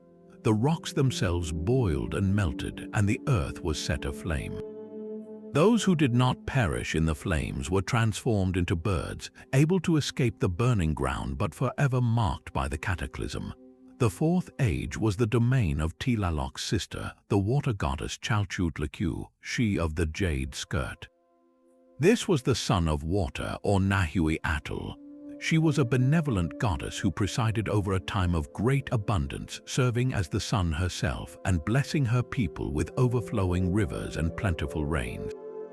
This era lasted for a staggering 13 times 52 years, a complete cycle of the Aztec calendar. But this longevity made the eventual end all the more devastating. The cosmic balance shifted once more, and this cataclysm was signaled not by a rival god but by a sinister omen. The sky itself began to tear open, and the waters of the heavens poured through. A flood of unimaginable scale drowned the entire world. The mountains disappeared beneath the waves, and the people were swallowed by the deluge. In a final, tragic twist, those who drowned were not simply killed, they were transformed into fish. The world ended not in fire or wind, but in a silent, all-consuming ocean. The flood lasted for 52 years, and when the waters finally receded, there was nothing left. The sky had collapsed into the sea, and the universe was returned to a state of primordial, watery chaos. It was from this void that the current and fifth world had to be created. The gods gathered at the sacred city of Teotihuacan, in a place of darkness where there was no sun to give them light. The question was posed, who would take on the immense burden of being the new sun? Two gods stepped forward, the rich and arrogant Tecusistecatl and the humble, diseased and covered in sores Nanahuatzin. The arrogant god offered rich sacrifices, Quetzal feathers, gold and coral. The humble god offered only his own blood, his scabs, and the green reeds he could find. A great pyre was built, and the time came for the gods to jump into the divine flames to transform. Tecusistecatl approached the blaze 4 times, but each time he recoiled from the terrifying heat. Nanahuatzin, however, without a moment of hesitation, closed his eyes and leaped directly into the center of the fire, immolating himself in an act of ultimate self-sacrifice. Shamed by this incredible courage, Tecusistecatl finally jumped in after him. The gods waited in the darkness, and after a time, the sky began to glow red.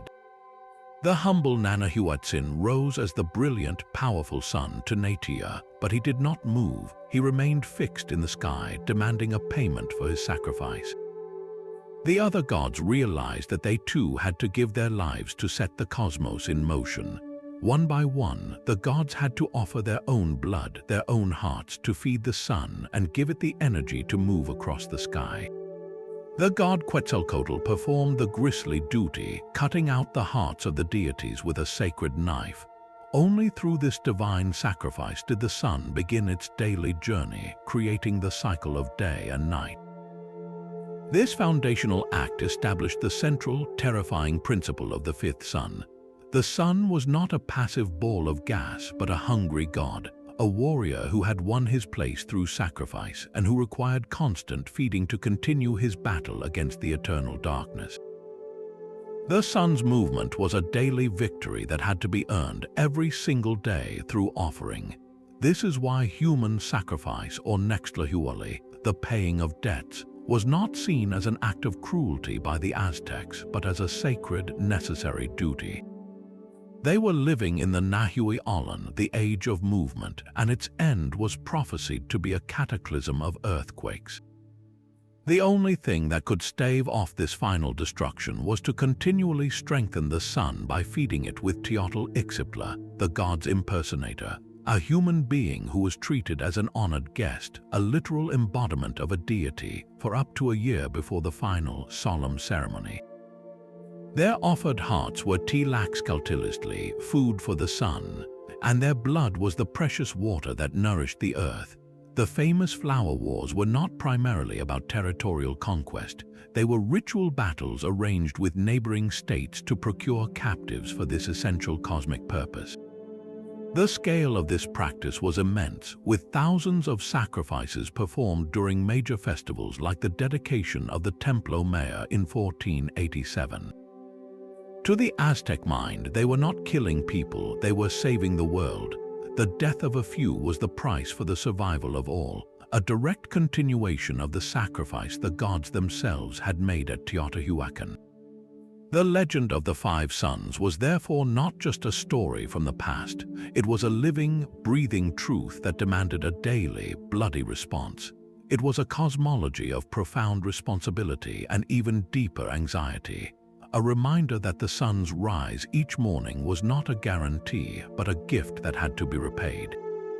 Yet after the grand cosmic struggles of the Aztecs, we find a story that is profoundly, painfully human. A tale not of gods shaping the universe, but of men shaping their own tragic fate.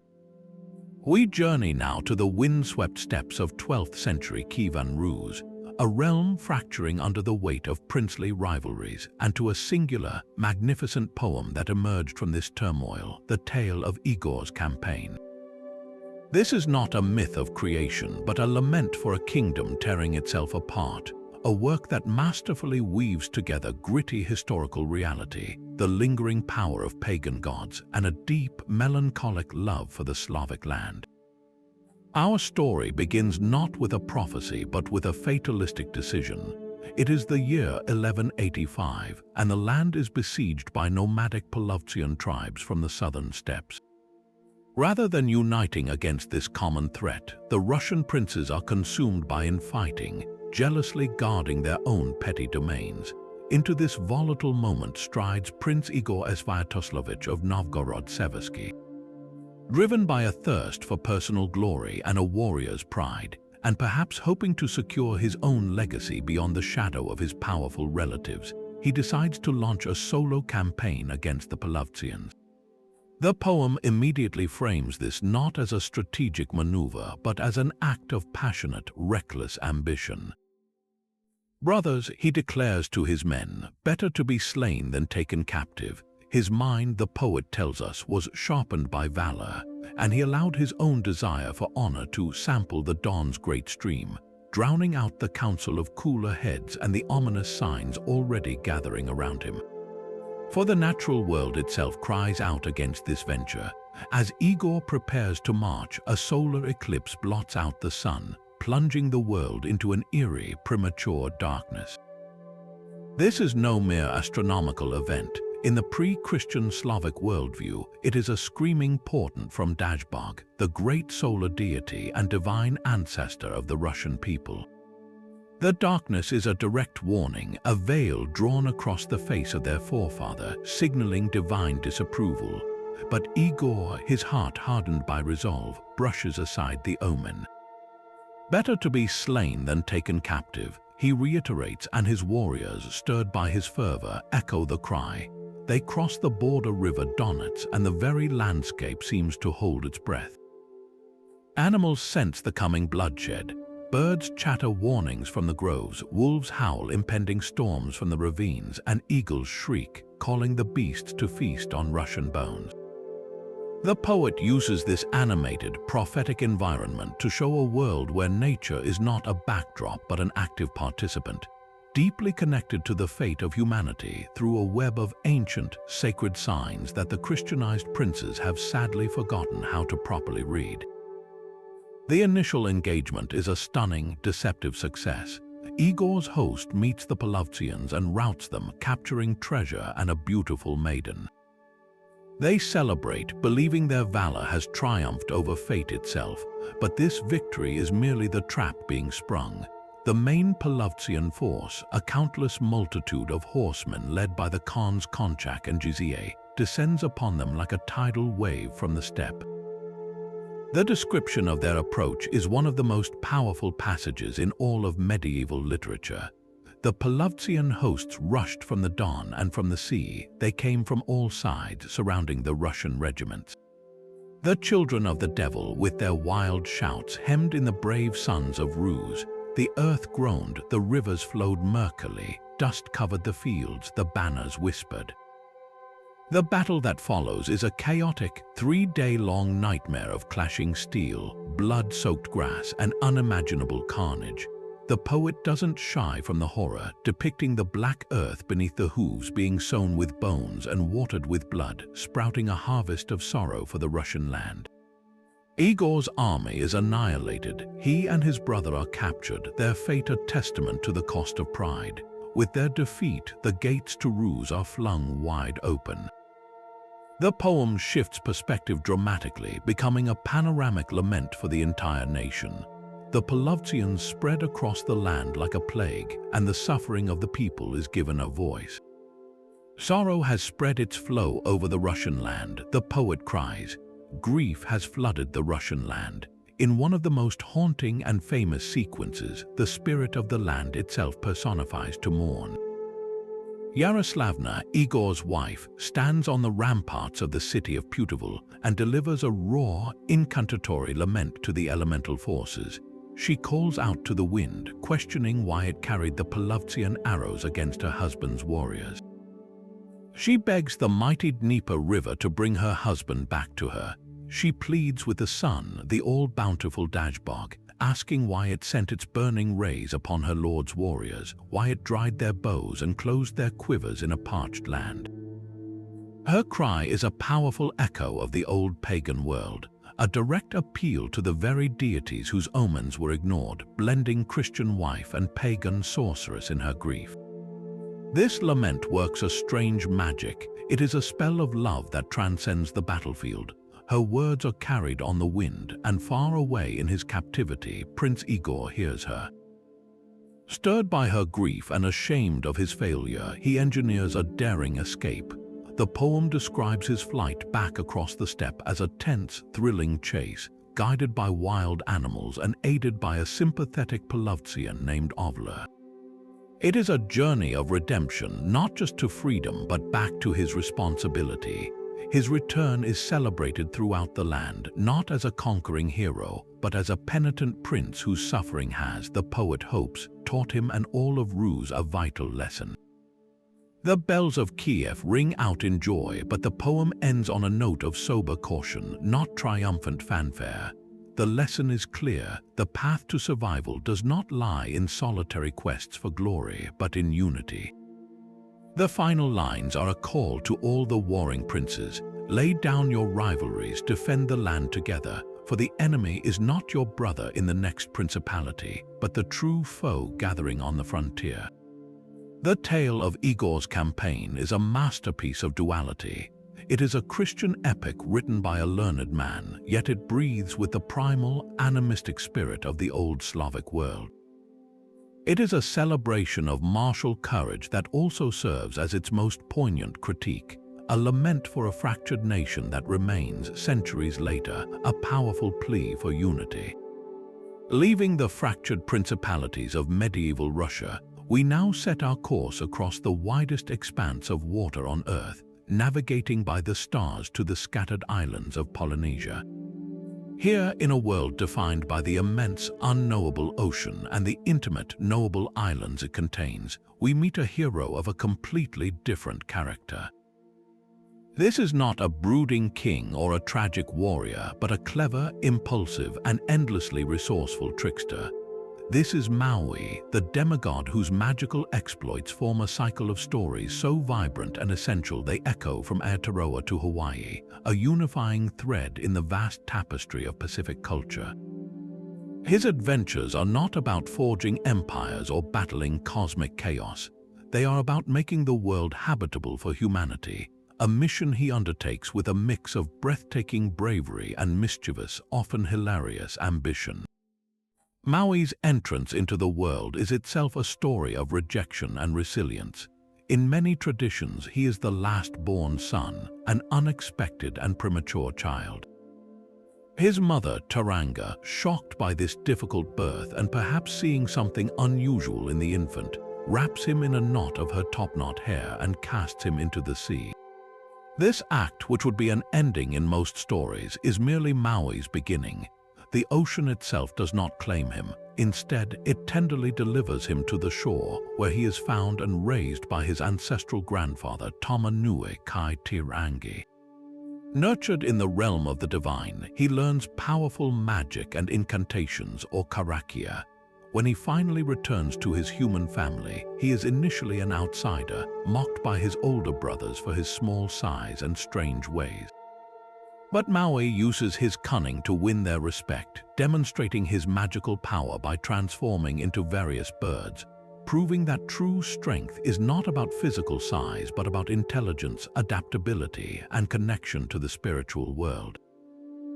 His first great feat, and perhaps his most geographically significant, is the fishing up of the islands. In this iconic tale, Maui is frustrated that his brothers always leave him behind on their fishing expeditions, deeming him too small to be of any use. He pretends to be hurt and stays behind, only to hide in the hull of their canoe. Once they are far out to sea, beyond the sight of any land, he reveals himself. His brothers, annoyed but unable to turn back, reluctantly let him fish, but Maui doesn't use a normal hook. He pulls out his magical fishhook, made from the jawbone of his grandmother and named Manai Ikarlani, and he enchants it with powerful karakia. He casts it deep into the ocean depths, and his line catches on something immense. He commands his brothers to paddle and not to look back, no matter how heavy the strain. They haul with all their might, and slowly a tremendous weight begins to rise. The brothers, overcome with curiosity, break their promise and glance behind them. In that moment, the spell is broken. The line goes slack, and instead of a single vast continent, what breaches the surface is a chain of islands, Te Ika e Maui, the fish of Maui, which we know today as the North Island of Aotearoa, New Zealand. His canoe becomes the South Island. This story is a masterful etiological myth, explaining the volcanic, mountainous nature of the islands. But on a deeper level, it is a metaphor for the incredible feat of Polynesian wayfinding. To those navigating the open ocean, an island appearing on the horizon does indeed feel like something fished up from the depths, a miraculous gift drawn from the unknown. Perhaps his most universally relatable feat is his battle with the sun. Maui noticed that the days were too short. The sun, La, raced across the sky, giving people insufficient time to cook their food, complete their work, or dry their bark cloth. His family's complaints moved him to action. With the help of his brothers again, he devised an audacious plan. They journeyed to the very edge of the world, to the pit where the sun rose each morning. There they wove enormous, powerful ropes from green flax. As the sun began to emerge, they lassoed its rays, snaring it fast. The sun, enraged, struggled and fought, but Maui, using a mighty club made from the jawbone, beat it relentlessly until it was weakened and subdued. He then forced the sun to agree to a new bargain, to move more slowly across the sky, making the days longer in summer and shorter in winter. This act wasn't just about convenience, it was about imposing a human sense of order on the natural world, taming a celestial force for the benefit of everyday life. It speaks to a fundamental Polynesian value of community. Maui uses his power not for personal glory, but to improve the quality of life for all. His quest for fire is another tale of cunning and transformation for the benefit of humanity. In the beginning, fire belonged only to the gods. The guardian of fire was Mahuika, the goddess of fire and Maui's ancestral grandmother.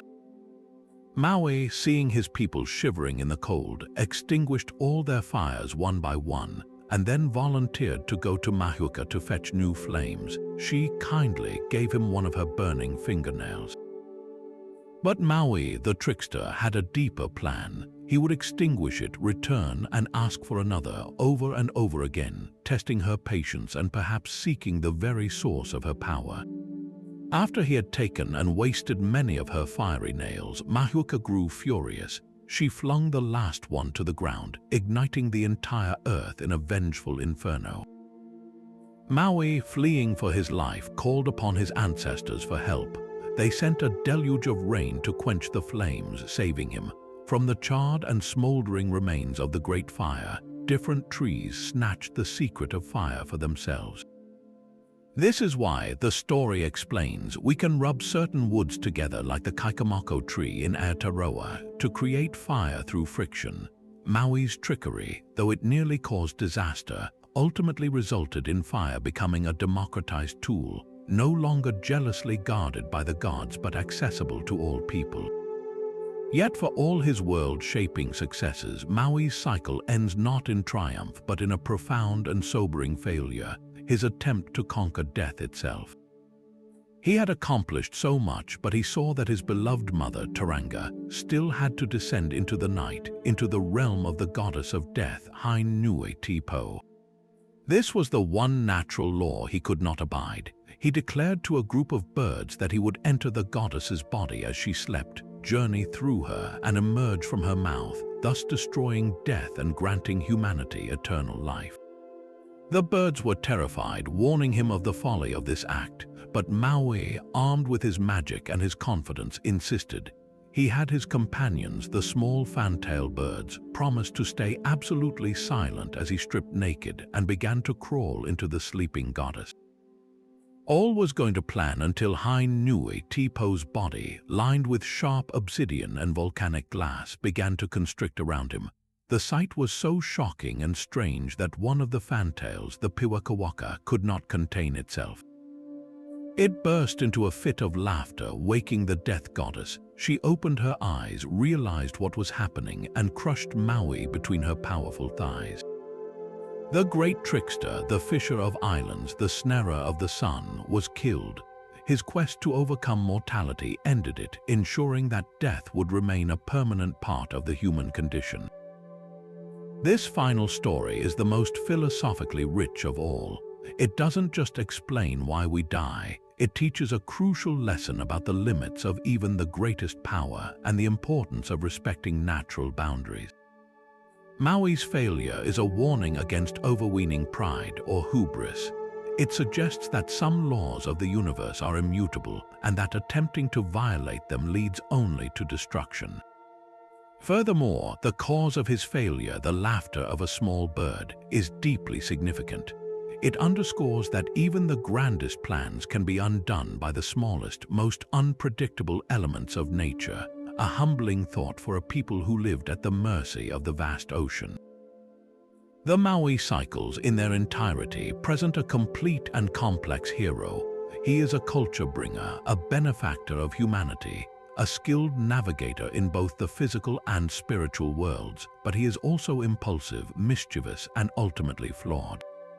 His stories are a perfect vessel for transmitting essential knowledge, from why an island has a certain shape to how to make fire, while simultaneously encoding the core values of Polynesian society: ingenuity, respect for nature, the importance of community, and the wisdom to accept the natural cycle of life and death. And so we arrive at our final saga, a narrative not confined to the pages of a dusty tome or the ruins of a forgotten city, but one that is breathed into the very air and etched into the ancient stone of an entire continent. This is the Dreamtime, known in many of the hundreds of Aboriginal Australian languages as Jukurpa, Alcharinga, or Tijukurpa. It is a concept that fundamentally reshapes our understanding of what a story can be. It is not a mythology that happened long ago. It is a continuous, living reality, a cosmic blueprint that explains the origin of the world while simultaneously providing the spiritual and moral framework for existing within it. It is the past, the present, and the future, all entwined in an eternal now. At the heart of this cosmology are the creator ancestors. These are not distant, omnipotent gods on a mountaintop, but vast, often paradoxical beings who emerged from a featureless, sleeping earth and a vast, empty sky. They came in every conceivable form, as giant humans, as animals, as plants, and as forces of nature itself. Think of the rainbow serpent, known by names like Ungud in the Kimberley or Wolunqua in the Northern Territory, a colossal being whose movements of pushing up from beneath the earth carved out the riverbeds, waterholes, and gorges, whose body forms the winding landscape itself. Or the Wagil, the serpentine being of the Noongar people of the southwest, who shaped the rivers and oceans as it traveled. Consider the Mimis, the elusive, fragile spirit beings of Arnhem Land who taught the first humans how to hunt, cook, and paint. There are the Wati Kotjara, the two men, on their epic journey across the desert, and the seven sisters, the Kunkarankara, fleeing across the night sky, their celestial flight creating landmarks and laws as they go. These ancestors did not simply create the world and then depart. As they traveled, they shaped everything we see. Their bodies became the mountains, their spilled blood became the red ochre deposits. Their campsites became clusters of rocks. A fight between two ancestors might have formed a particular valley. A moment of love might have created a fertile plain. Every single feature of the Australian landscape, every waterhole, every hill, every lone tree on a vast plain, is a testament to an event in the dreaming, a permanent record of an ancestor's activity. But their greatest gift was not just the physical world, it was the law. As they journeyed, these ancestors established the rules for all of life. the intricate kinship systems that define human relationships, the sacred rituals that must be performed to ensure the continuity of the seasons, the rules for sharing food, for marriage, for resolving conflict. They laid down the songs that tell of their travels, the dances that reenact their deeds, and the intricate art that maps their presence. This law is not a set of arbitrary rules, but the very operating system of reality, a guide for maintaining balance and harmony between all living things and the land they inhabit. When the ancestors had completed their work, they did not die or vanish. They turned into the landscape or returned to a state of sleep, but their essence remains vibrantly present within the features they became. This is why the Dreamtime is not a closed historical period. The creative power of the ancestors did not end, it merely became dormant, and it can be accessed, celebrated, and renewed. This is the primary responsibility of Aboriginal people. Through ceremony, song, dance, and art, they don't just tell stories about the ancestors, they become the ancestors. An elder performing a ritual for the kangaroo ancestor is not imitating a kangaroo. They are channeling the essence of the kangaroo ancestor, reaffirming its presence in the world and ensuring its life force continues to be abundant. This is an ongoing act of co-creation, a sacred duty to keep the world alive by continually singing it into existence. To neglect these ceremonies is not just a cultural loss, it is a cosmic risk, a chance that the land itself might fall back into chaos, that the rivers might stop flowing, that the animals might not return. This leads to the profound concept of connection to country. In Western thinking, land is often a resource, a property to be owned and exploited. In the Dreamtime worldview, country is a living, sentient relative. It encompasses not just the land, but the skies, the waters, the animals, the plants, and the people. It holds the stories, the lore, and the spirit of the ancestors. You do not own country, you belong to it. Your identity is inextricably linked to the specific places from which your ancestors emerged and where their essence resides. This is a sacred, custodial relationship. To know your country is to know its stories, to care for it, to speak to it, and to listen when it speaks to you. It is a deep, spiritual reciprocity where the land provides sustenance and the people provide the rituals that, in turn, sustain the land. The primary vehicle for maintaining this connection is the songline. A songline is a melodic map of the landscape, a sequence of verses that precisely charts the path of an ancestor across the country. Each verse corresponds to a specific landmark, a rock, a waterhole, a tree describing its creation. By singing the song in the correct order, you can navigate vast distances across featureless deserts because you are literally singing the world into being with every step. These songlines form a colossal, intercontinental network of stories, weaving across hundreds of languages and groups, a testament to the deep trade and cultural routes that have existed for millennia. A single songline for the Rainbow Serpent or the Seven Sisters might cross through the territories of dozens of different nations, with each group holding the chapter of the song that pertains to their specific country. Dreamtime stories are therefore the ultimate expression of a living tradition. They are not fables to be read, but knowledge to be lived and performed. They are encyclopedias of survival, containing intricate information about animal behavior, plant cycles, and water sources. They are complex legal and ethical constitutions governing social order.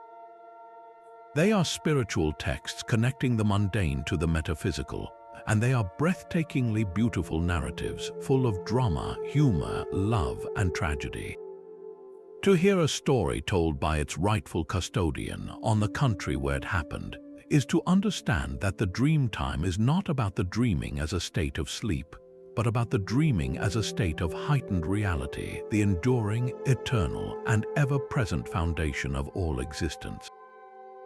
It is a reminder that some stories are so powerful they don't just describe the world, they actively, continuously hold it together. And so our incredible journey across continents and centuries comes to a close, but what a breathtaking path we've walked together. From the very first words of Gilgamesh's quest for immortality to the eternal songlines of Aboriginal Australia, these 25 epic sagas represent humanity's most ambitious attempt to answer the fundamental questions that have haunted us since we first gazed at the stars. Who are we? Why are we here? How should we live? And what awaits us after death? They tackle these monumental themes not through dry philosophy, but through the most captivating tool we possess: storytelling infused with magic, wonder, and a profound connection to the unseen. What's truly astonishing is how these narratives, born in complete isolation from one another, echo with such familiar resonance. A Mesopotamian king grieves for his friend, and we feel that loss as keenly as any modern heartbreak. A Welsh prince makes a fatal error in a game of dice, and we recognize the same pride and poor judgment that fuels today's political downfalls. A Polynesian trickster seeks to conquer death for his mother, and we understand that universal yearning to spare our loved ones from pain. Across every saga, we find the same core struggles: the tension between duty and desire, the corrupting allure of power, the redemptive strength of loyalty, and the heartbreaking price of vengeance. They remind us that while our cultures, languages, and gods may be wonderfully diverse, the human heart beats to a rhythm that knows no borders. Yet, for all their shared humanity, each epic is also a unique window into the soul of the civilization that birthed it. The precise, bureaucratic order of the Babylonian Enuma Elish, where creation is a form of divine engineering, reflects a society built on laws and structure. The wild, primal energy of Ku Chulain's warp spasm speaks to a Celtic world where the boundaries between man, beast, and nature were thrillingly thin. The profound philosophical debates within the Mahabharata reveal an ancient Indian culture deeply preoccupied with karma, dharma, and the nature of reality itself. To read these stories is to time travel, to sit by the fire in a Viking longhouse, to stand in the sun-baked court of a pharaoh, or to gather in a torch-lit hall in Heian, Japan. They preserve not just plots and characters, but entire worldviews, environmental understandings, and social structures that would otherwise be lost to time. This is not ancient history gathering dust on a museum shelf. The DNA of these sagas is woven into the very fabric of our modern imagination. J.R.R. Tolkien didn't invent Middle-earth from nothing. He breathed in the cold, fatalistic air of the Norse Volsunga saga and exhaled the rings of power and the fall of Boromir.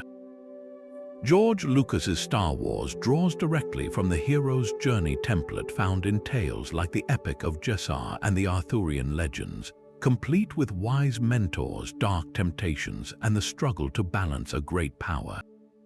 The sprawling, character-driven narratives of television shows like Game of Thrones owe a massive debt to the intricate political webs and moral ambiguities of the Mahabharata and the Nibelung Genlied. Every time we watch a superhero grapple with the responsibility of their power, we are watching a new incarnation of King Arthur's burden or Sigurd's cursed treasure. These ancient stories are the foundational code for our modern myths. Their true magic lies in their endless adaptability. They are not frozen in stone. They are living, breathing entities that continue to evolve. Every generation discovers them anew and finds a different reflection. We might see in Beowulf a timely parable about the isolation of leadership and the fragility of civilization. We might find in the Popol Vuh's tale of the wooden people a poignant warning about environmental disregard and spiritual emptiness.